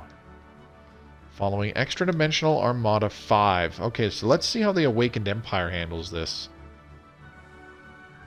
Bet you $5 they'd take them out now that we have severely damaged them. But I'm just going to leave the precognitive interface on the ships. What we got?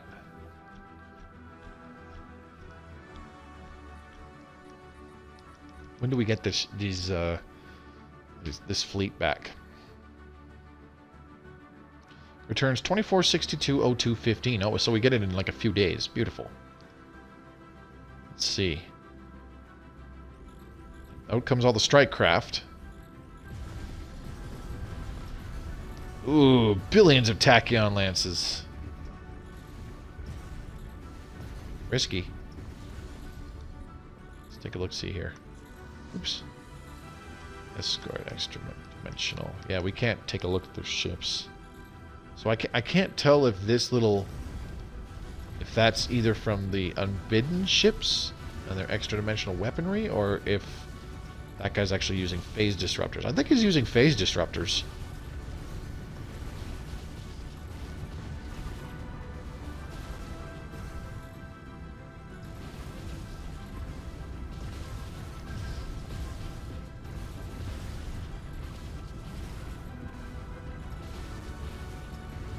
Strikecraft hammer through shields. My avatar got nailed by a spaceport. Yeah, you gotta be cautious of that with your avatar. Like, they have a lot of shields, but they have very little HP. Well, I shouldn't say very little, they just have in comparison. They got like 2 battleships worth of HP, but that HP is gone quickly against penetrating weapons like arc emitters and devastator torpedoes and bombers.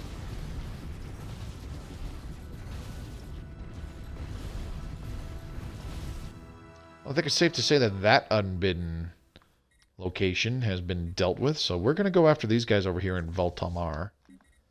Let's see. You guys are repairing. We need to build another battleship. Probably should have done that a bajillion years ago, so that it could move to regroup as soon as these guys showed up. But whatever.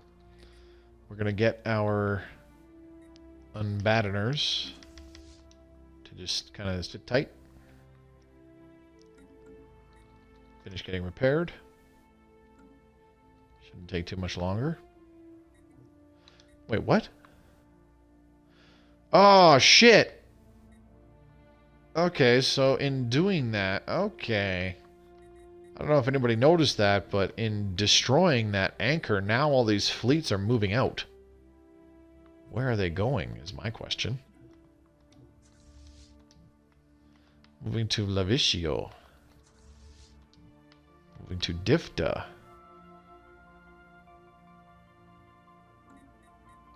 Gonna have to do what I can to defend our... I don't want to say friends, because they're definitely not friends. Okay. Alright, let's do this. Move down here. Nope, maybe not that way. Maybe that way would be a bad idea. Go that way first. Then go over here. Hopefully that works. It was loaded with strike craft, caught me off guard.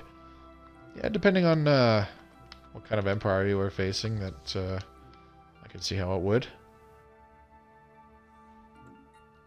Okay, now where's this other fleet going? Whoa!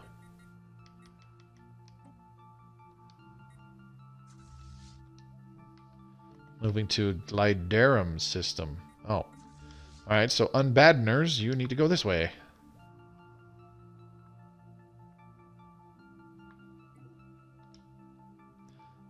Fuck it, let's have them take that route. Whatever. Need to try to stem the tide. Looks like the portal fleet is kind of here all by itself now. So as soon as that anchor got taken out, they went nuts. Alright.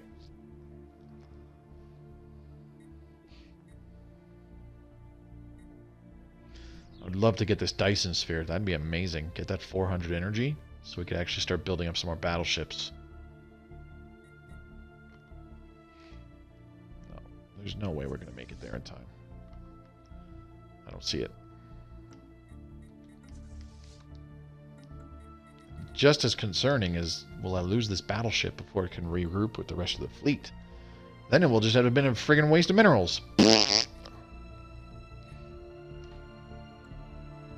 Couple more months and then I'll queue up another Dyson Sphere set. Oh wait, I can't. I don't have the influence. Duh.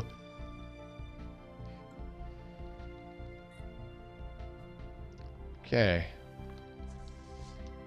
Aggressive stance. Okay, now they're moving in on the planet. I think this actually looks a little bit promising. So long as another Unbidden fleet doesn't warp right on top of us, which doesn't look like it'll happen, we might actually catch these guys before they take out the planet.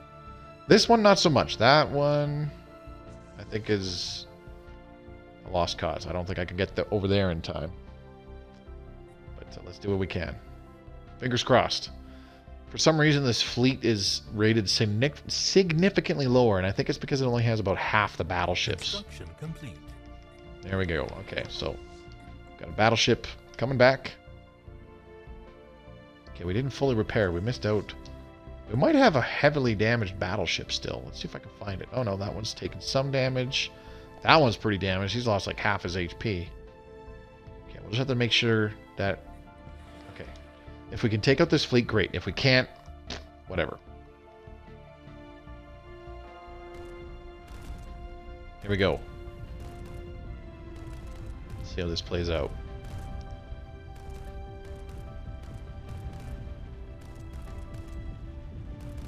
Beautiful. Yep, this was definitely the smart thing to do. Change our weapon loadout because we're doing just so much damage before that. Now their weapons are hitting. Look, we've taken out... Okay, we're going to lose that battleship, definitely. Look at how much damage we've done. They're down to like 10 ships before they started opening fire. Lose that battleship. And... Is it dead? No, 43 hit points. Beautiful. That's awesome. We should really go get them repaired, though. Maybe they can repair over here. No, maybe not. Because they're just an associate, so... That planet's gone, so F that. Let's get them back to Bistermar. So yeah, we did a significant amount of damage before they even got a shot off because of we're just outranging them. So this is clearly the way to go with dealing with the Unbidden. I wanted, like I said, I wanted to try the focused arc emitters with, you know, phase disruptors for increased shield damage. I think when you go that route, I have a feeling that when you do the penetration route with Devastator torpedoes and phase disruptors and focused arc emitters, I think you need more than just battleships. I think you also need to supplement them with corvettes and cruisers, especially those two, because those have all the torpedoes. Corvettes can swarm in. Like, you'll take way more losses of corvettes and cruisers than you would, obviously, by going all long-range artillery battleships. But I've got a feeling that they're way more effective in just destroying enemy ships despite losses. Enemy unbidden ships, excuse me, despite losses when you have your battleships with arc emitters being supported by cruisers and corvettes with Devastator torpedoes, because that's a lot of penetration weapons.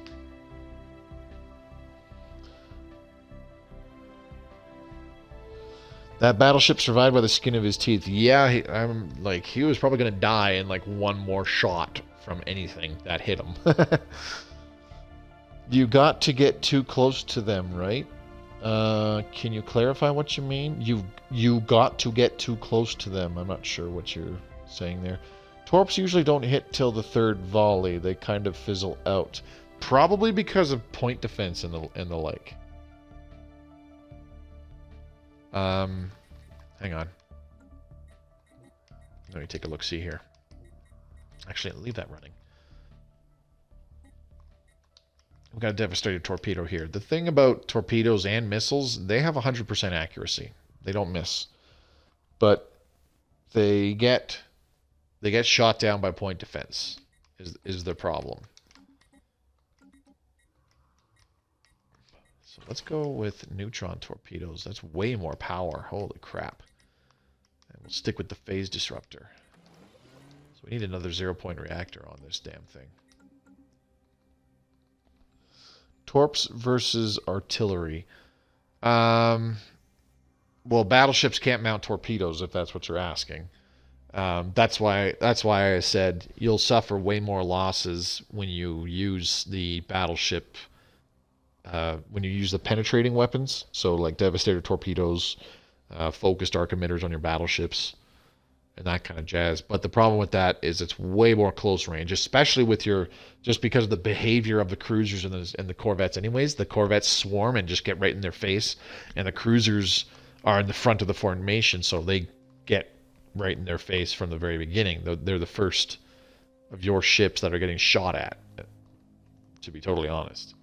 So yeah, I think overall you'll take more losses, but I have a feeling that if we had these 60 battleships like we do now, but with focused arc emitters, and then we had another, I don't know, 20 or 30, like 20 cruisers and like 30 corvettes with Devastator torpedoes, and like all of them with Devastator torpedoes and phase disruptors, I've got a feeling that despite decent losses, especially in our cruisers and corvettes, we'd probably still shred a lot of unbidden ships, if not take out the entire damn fleet in a single battle. That's just my theory anyways. I can't say that with certainty. I don't want to find out in this game because we just don't have the economy to supplement that. Not even close. That's why it'd be nice to get that Dyson sphere back, because then we'd be able to figure that out. So anyways, let's see. Did they get any? No. What are you doing? Moving to Grokken. Where's that? I don't know. Oh, there it is, in the bottom right. Okay, so this planet is getting slurped. It's as good as gone. Triumph, which we protected, it's as good as gone. Okay. So because we kicked the fucking hornet's nest by going after that anchor, they've actually started doing stuff now, which is unfortunate. Research complete. Here's one of the big fleets. This is the one that was in Voltamar. Oh, they must be building another anchor. I think they are. Building military station. If it's not an anchor, it's another military station like in that other spot there. Let's see. Why don't we just go ahead and research this extra dimensional weaponry? I wish you could set the ship AI to different behavior settings like on the PC version. That's with the combat computers. And I don't think that really took effect until 2.0.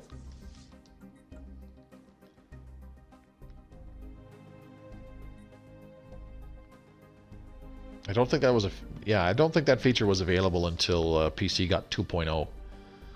Okay, we need to go fight.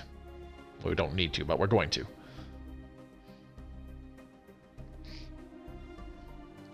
And I do kind of agree. It would be nice if we had that kind of stuff going on. That'd be amazing. Screw off.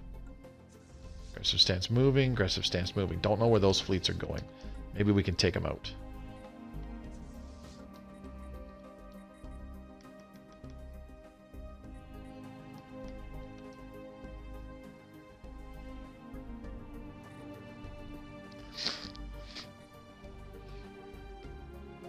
There's about 20 minutes left in tonight's stream. I would love to stay up late and keep playing, but I need my sleep, and I was up way too late last night. So unfortunately, that's not going to be a thing this evening. Where are these guys going? Dang it! Moving to Sakis. Okay. So let's move the Unbiddeners over to here. Maybe we can defend the planets in the Grokken system. The corvettes are always suicidal, and it gets irritating. Yeah, kinda. But if you go in knowing that that's gonna happen, that's essentially the ship tactic in the battle there. Your corvettes are gonna take losses. If you go in with that thought in mind, where it's just like, my corvettes are going to take losses no matter what I do, then it's like, okay, that's fine. But in a way, it's better that your corvettes take losses than any other ship, because think about it, the corvettes build faster and cheaper than any other ship that you could possibly rebuild. You'll have to excuse me, I feel like a slight snack. Bought a couple big boxes of Girl Guides cookies off of a coworker today. Self-isolate. Yeah, I need a good reason, though. I can't just take time off work because it's like, oh, I'm scared. I don't want to come in. No.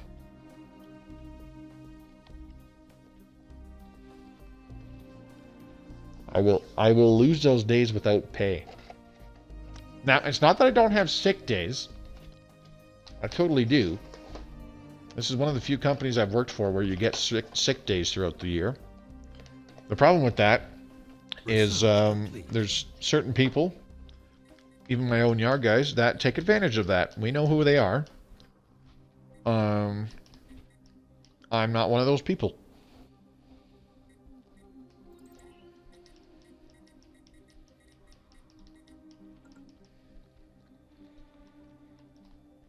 So, thankfully that's a kind of good rapport to have, because whenever I do phone in sick, like I did last week, nobody questions it. They know that I'm of the kind of integrity where it's just like, I've gone into work even when I feel like shit. And I should have stayed home. So thankfully, nobody doubts me when I just phone in and, or even just send a text and say, hey, I'm not going to be in today. Thankfully, nobody questions it because they're just like, oh yeah, if he's not coming, then he must feel like crap. I like to kind of set that precedent by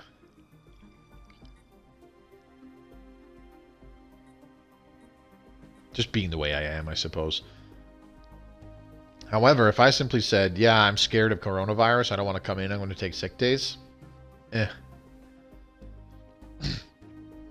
of a dick move, because that just leaves our dispatcher all by himself.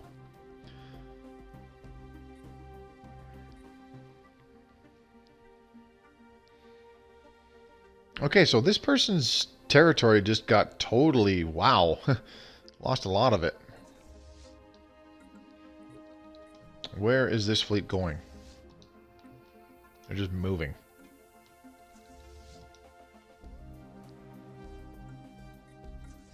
Let's go take them out. The best employees always get worked to death. Yeah, I'd say that's true. Where are they going? Moving to Jich system. Okay, so I need to... Oh, man. Okay, I gotta wait. I gotta let them get past me and then warp my fleets in behind them. Because if I jump right on top of them, or I head over there and they jump right on top of me, it will be a cluster. A cluster of trucks. So here's what we're going to do. We're going to wait for them to get 2 systems ahead of us, then we're going to do this. Boop! Oh, there's another fleet coming in, isn't there? Yep. Stop. I need to wait for all these fleets to get past us. Moving to Unar. Oh, man. There's 3 fleets coming. Also moving to G. Where is Unar, anyways? Oh, that's right there. Okay. Interesting. Okay, so I need to wait for these fleets to get past us, because we don't want to jump right on top of them, like I said. We need to make use of our range advantage. The Girl Guides cookies, I guarantee, would not have given me Kung Flu. And the reason for that is my coworker who helps with selling the Girl Guides cookies, she now has 40 cases that she has to try to friggin' sell off to people because they can't be going door to door. Are you just going to sit there? You're just going to sit there, aren't you? Okay, so we need to go up this way. Oh, no, wait, now we don't have to. Okay. Where are you going? What did I just do? What did I do? Okay. Moving to the Beacon of Perpetuity system. Okay, so I'm not going to worry about that guy. He's going to get annihilated. I need to worry about the 2 fleets in the G system. So why don't we warp in over this way and come in over here, just to be on the safe side. They want your Nexus. Yeah, 40 cases. That's what I said. She originally only had 2, but because it was decided that, like, yeah, the girls should not be going door to door trying to sell Girl Guides when, you know, some people are trying to self-isolate in their homes. And, you know, the girls themselves could very well have their own, be carrying coronavirus themselves, you know. So, like, it was very counterproductive. I kind of feel for the Girl Scouts. They'll manage. I should probably pause the game. This is looking... I'm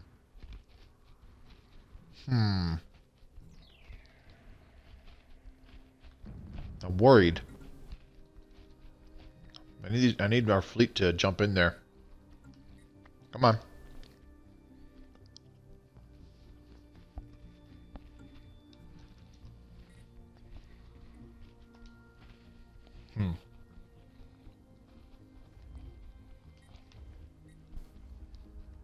How different are the Unbidden compared to the other crises?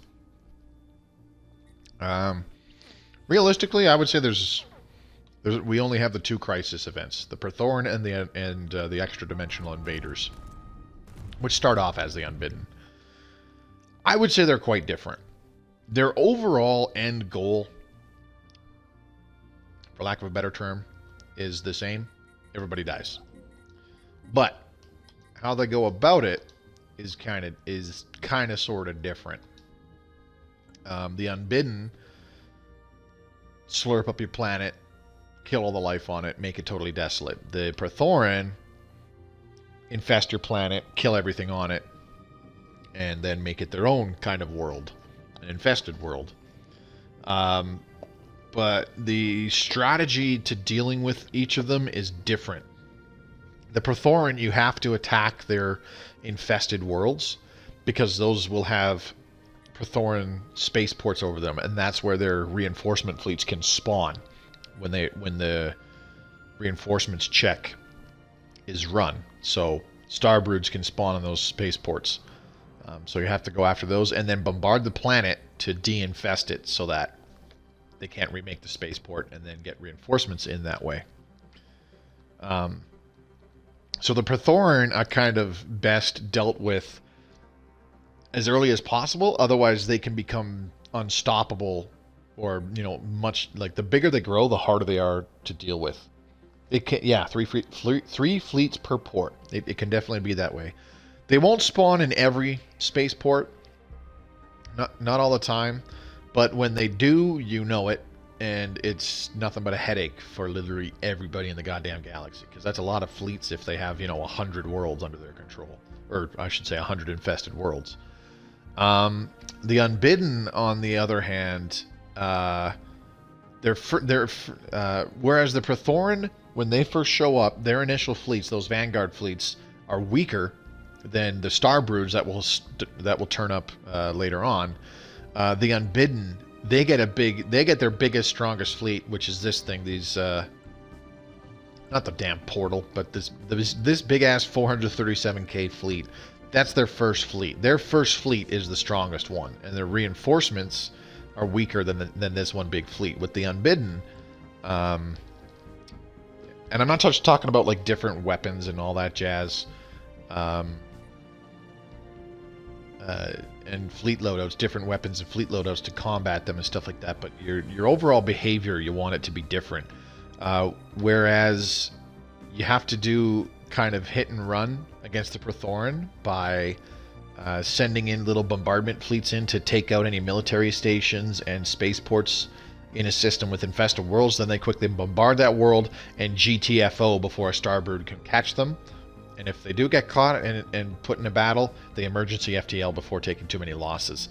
You do a similar thing with the Unbidden, except you do specific surgical strikes against those anchors, like the one that was up here that the Awakened Empire took care of. Because so long as those anchors are intact, you can't get rid of the extra-dimensional invaders. You can't get rid of the dimensional portal, because it's invulnerable until you get rid of every dimensional anchor that they have created. So when you see any anchors, you have to go get rid of those first.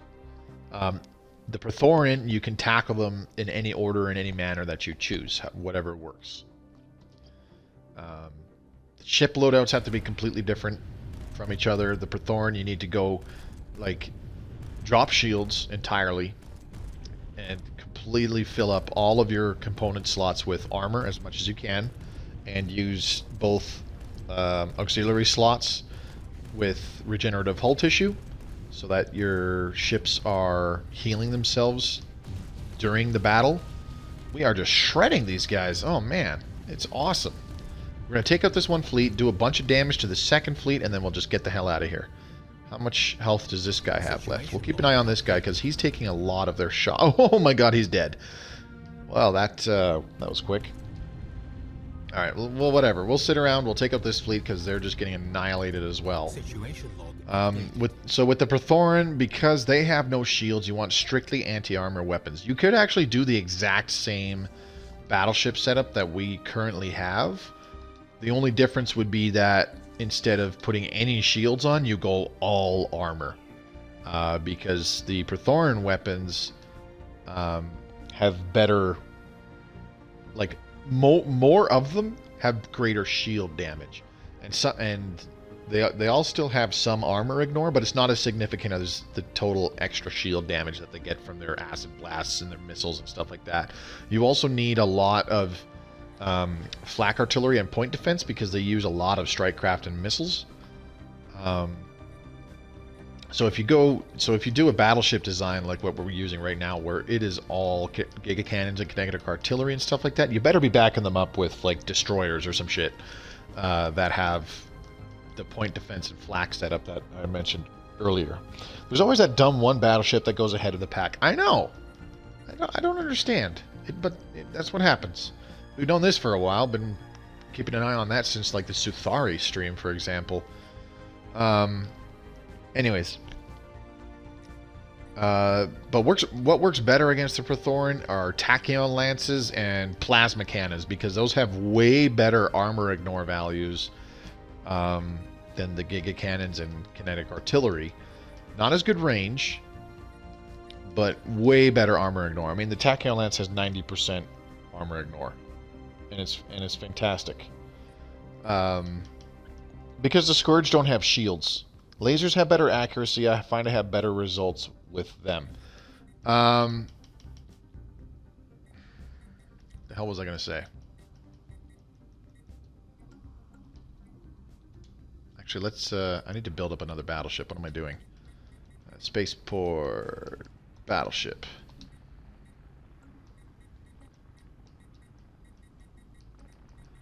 New design. Battleship. Alright, so... we're going to go spinal mount. Let's stick with the... actually, we could go broadside. And then broadside stern. So, in theory, if you want a little bit of defenses on your battleships, you do all that. So, here's the thing. For your short-range ships, I want to say, like, your corvettes and maybe even your cruisers, you could go with the cutting lasers, because those have 100% armor ignore, which is great. Now, let's do a quick comparison. So, a large gamma laser, 70 range, 80% accuracy, 5% tracking. So, yeah, better. It'll hit the smaller enemy ships better, but you got the plasma cannon with... For a slight cost, a large plasma cannon, for a slight cost in accuracy, you have more range, and you have way better armor ignore. So whereas the laser is ignoring 60% of armor, the plasma cannon is ignoring 90% of armor, just like the Tachyon Lance. So every hit that a plasma cannon lands, almost all of that damage is going directly to the hit points of the Scourge ship. And the more direct damage you're doing per hit with the weapon, the faster you kill Scourge ships. The faster you kill Scourge ships, the less damage they're doing back to you, and the easier they are to defeat. It's largely how it goes. It's a similar story with the medium plasma cannon. Again, better range. 80% armor ignore compared to 30% as well. For only a slight cost and accuracy of 5%. They still had 20% tracking, which is pretty good too. There's always that dumb one battleship. Why are plasma cannons better? Lasers have better plasma, ignore much more armor. You just see all the cannon blasts flying past the fleets. Well, you don't want to go all large is part of the problem. If you just go all large, then yeah, you're going to see a lot of your shots missing because... a good portion of the Scourge fleets are those little tiny, like Corvette-sized swarmling swarmers. Well, you're kind of doing it wrong. You need some mediums. You need some mediums in there because they have better accuracy and still some tracking to help shoot those down. The Tachyon Lances and the large weapons should handle the larger enemy ships much more quickly because of their huge damage, their massive armor ignore, and in particular the Tachyon Lance, they're decent range. The medium weapons will really help shred the smaller ships because they still have decent accuracy and tracking. Ooh, we got a peace offering. Okay. No demands have been enforced. Very good. Need to go to the G system. This planet is as good as gone. Unless holy Christ. Did you guys see those fleets? We got a 191k Federation fleet. coming in. And there's another fleet right here. A 699, not 699K. Jesus.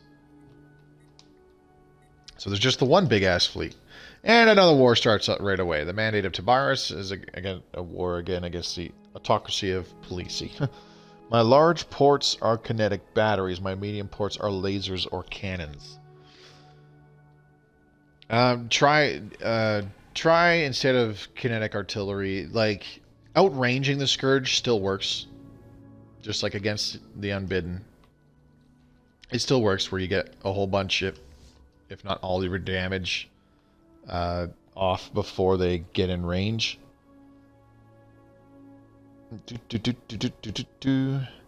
Plus, if you build your ships with a spaceport with a fleet academy, that makes the plasma weapons even better. Yes. That's a good point. Thank you for reminding me about that. The accuracy and tracking differences are borderline negligible because when you're building your ships on a spaceport with the fleet academy, that'll largely be compensating for it. You still want some medium weapons to deal with the smaller Scourge ships, definitely. Because, you know, they'll still have a decent enough chance of evasion. And your ships will still miss. Blah blah blah. You want to try to minimize that. So some medium weapons will help shred.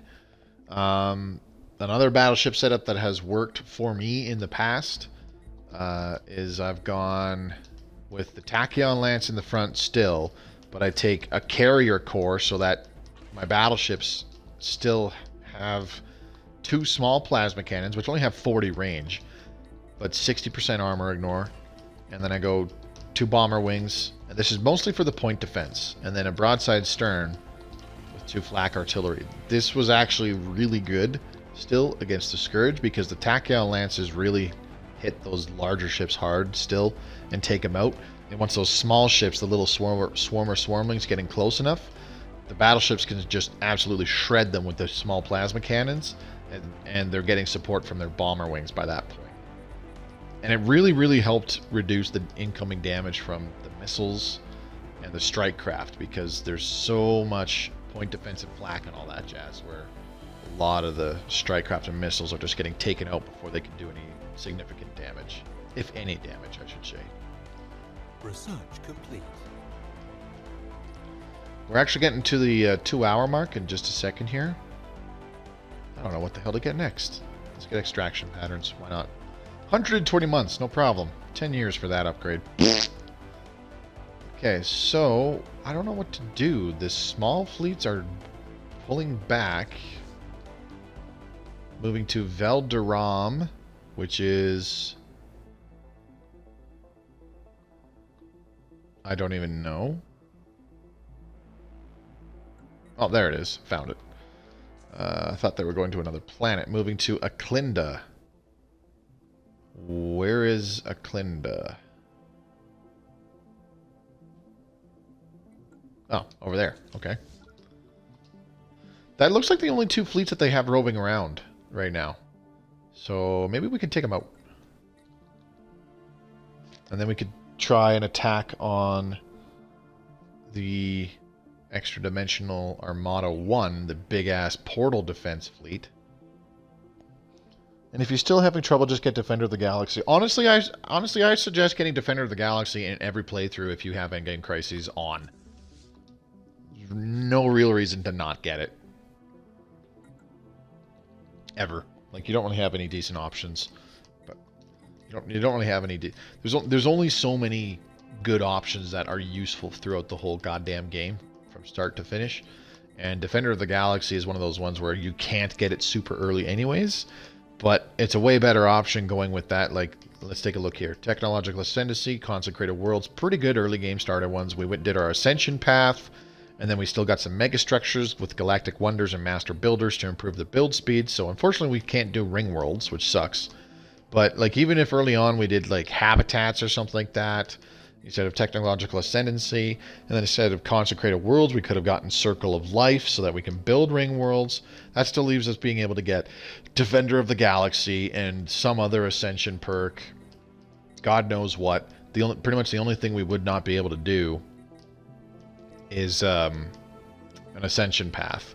The two things I think that should be done in every playthrough: complete an ascension path, get Defender of the Galaxy if your crises are on. Sorry, I should say 3.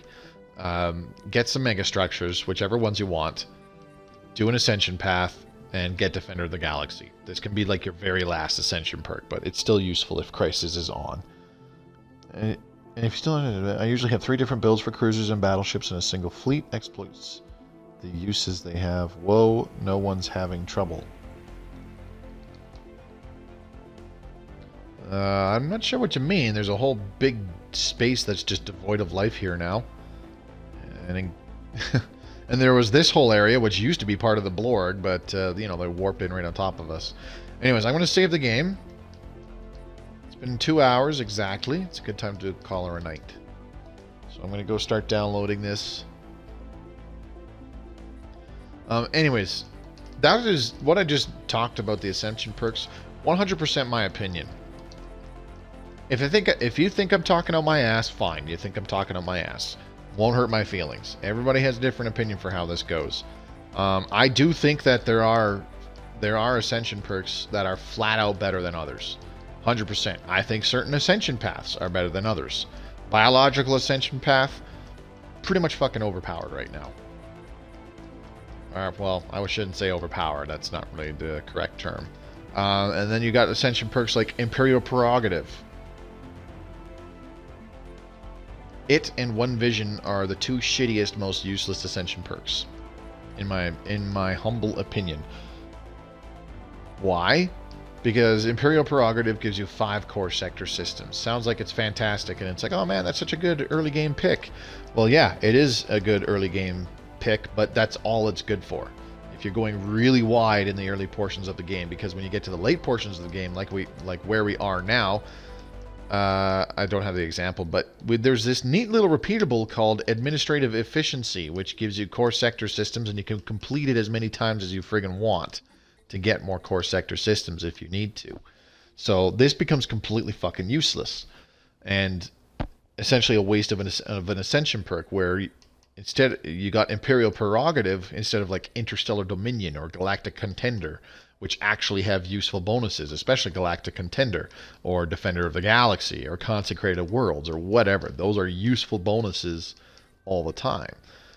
Meanwhile, One Vision, I'm going to say, it's like the only bad Ascension perk, because in the late portions of the game, when you have all your traditions done, One Vision not only becomes useless because of its bonus unity output, but it becomes a detriment because it has increased governing ethics attraction, which in the later stages of the game you don't necessarily want, because you're actually trying to shift your ethics to what you need more of. So say you're trying to, like, instead of being fanatic xenophobe and pacifist, to have the inward perfection and agrarian ideal unity rush. Say you're trying to shift your ethics towards a little bit of militarism so that you can actually change your empire civics and become fanatic purifiers and get a massive bonus to fire rate and numerous other awesome things that being fanatic purifiers gives you. Well, it's harder to do that with the increased governing ethics attraction towards pacifism. So it's a detriment. But, you know, more on that later. I've got an Ascension perks tier list that I want to go over, along with other tier lists that I've mentioned. Like I said, just working on the key talking points that I want to go over in a semi-script, more like a bullet point kind of script for those particular videos. But I do want to put those out there. The thing that I'm having difficulty deciding on is whether I just record a video for them or I stream those.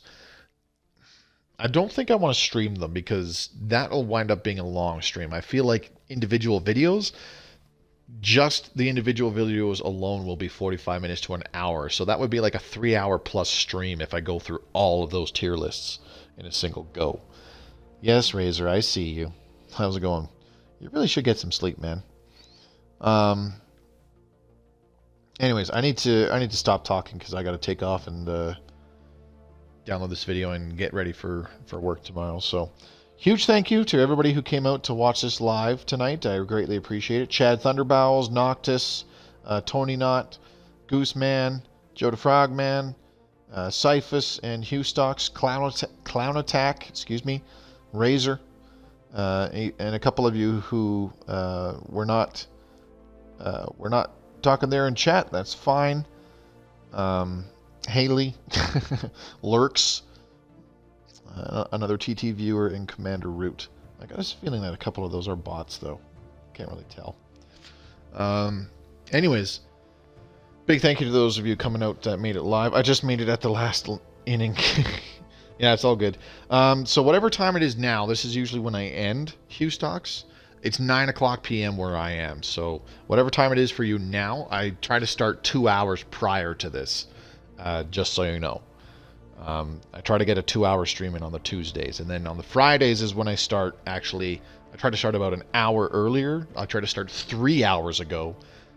Because a bunch of the people that jump into the multiplayer game are on the East Coast, and I don't want to keep them awake until, midnight or 1 o'clock streaming, right? That just sounds like me being an asshole. But strictly my opinion. Those of you watching on YouTube, thank you very much for watching. A lot more foul language tonight than normal. Daylight savings hit Canada last week, I think. Yes, it did last weekend. Or sorry, not this previous weekend, but the week before. The weekend where I got sick, actually. Anyways, like I was saying, thanks for those of you watching on YouTube. Thanks very much for watching. This is Mobius Y. Take a look at the other playlists.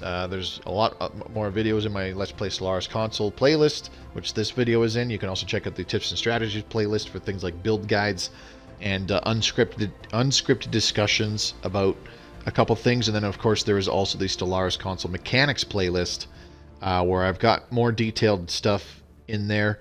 Currently most of the videos are geared towards newer players, but I do want to be going into much more advanced stuff in the near future. Like I said, things like tier lists and all that kind of crap. A ship designs video, or I might have to break that one into 2 parts now that I think about it. But yeah, that kind of stuff is on the way. Largely just kind of, I'm not going full bore into producing those videos, into working on those videos until I have an idea of what's going on with the 2.2 update coming out for Stellaris Console Edition. If it's coming out sometime in April or May, I probably don't want to rush those kind of videos out because I'll just have to redo them almost immediately. If I can get some use out of them where some people jumping in can make use of them for, 3 months or so before we get the 2.2 update, then I'll feel a lot more comfortable with releasing those. So I'll definitely start working on them. Anyways, check out the links in the description below. My Twitch channel, which I stream this off of. It would be great to have more people come by and watch me playing live. My schedule's down there as well. Typically, I almost said 7 p.m. Eastern Standard Time. That's not true. 9 p.m. Eastern Standard Time is my start on Tuesdays for the single player games, and then 8 p.m. Eastern Standard Time is when I'll start the multiplayer streams on the Friday. So drop by around then. I try to stream for at least 2 hours, sometimes 3 on those nights, especially for the multiplayer streams. So it'd be great to see more of you come by live. My Twitter feed, a great way to keep in touch with me. I'll also post important updates there. And of course, my own personal Discord channel, which if you're not a part of it, you're more than welcome to be. So Noctis, if you're still here, I recommend going to my Discord channel because there are other players there, including those on PS4. If you want to talk to other players, set up multiplayer games, or just discuss ideas back and forth, it's a good place to drop by. I think that's about it. If you'd like to see more content, subscribe to the channel. If you enjoyed this video, give it a like. It really helps me out. And leave a comment if you enjoy this kind of stuff. If you'd like to see more build guides, tips and strategies, or more detailed mechanics kind of videos, whatever. Or if you just think I'm a worthless piece of shit, that's fine too. I probably agree with you. Let me know. Enjoy the rest of the week, everybody. We'll be back Friday with the multiplayer stream once again. And yeah, I hope to see you guys all there. Take her easy.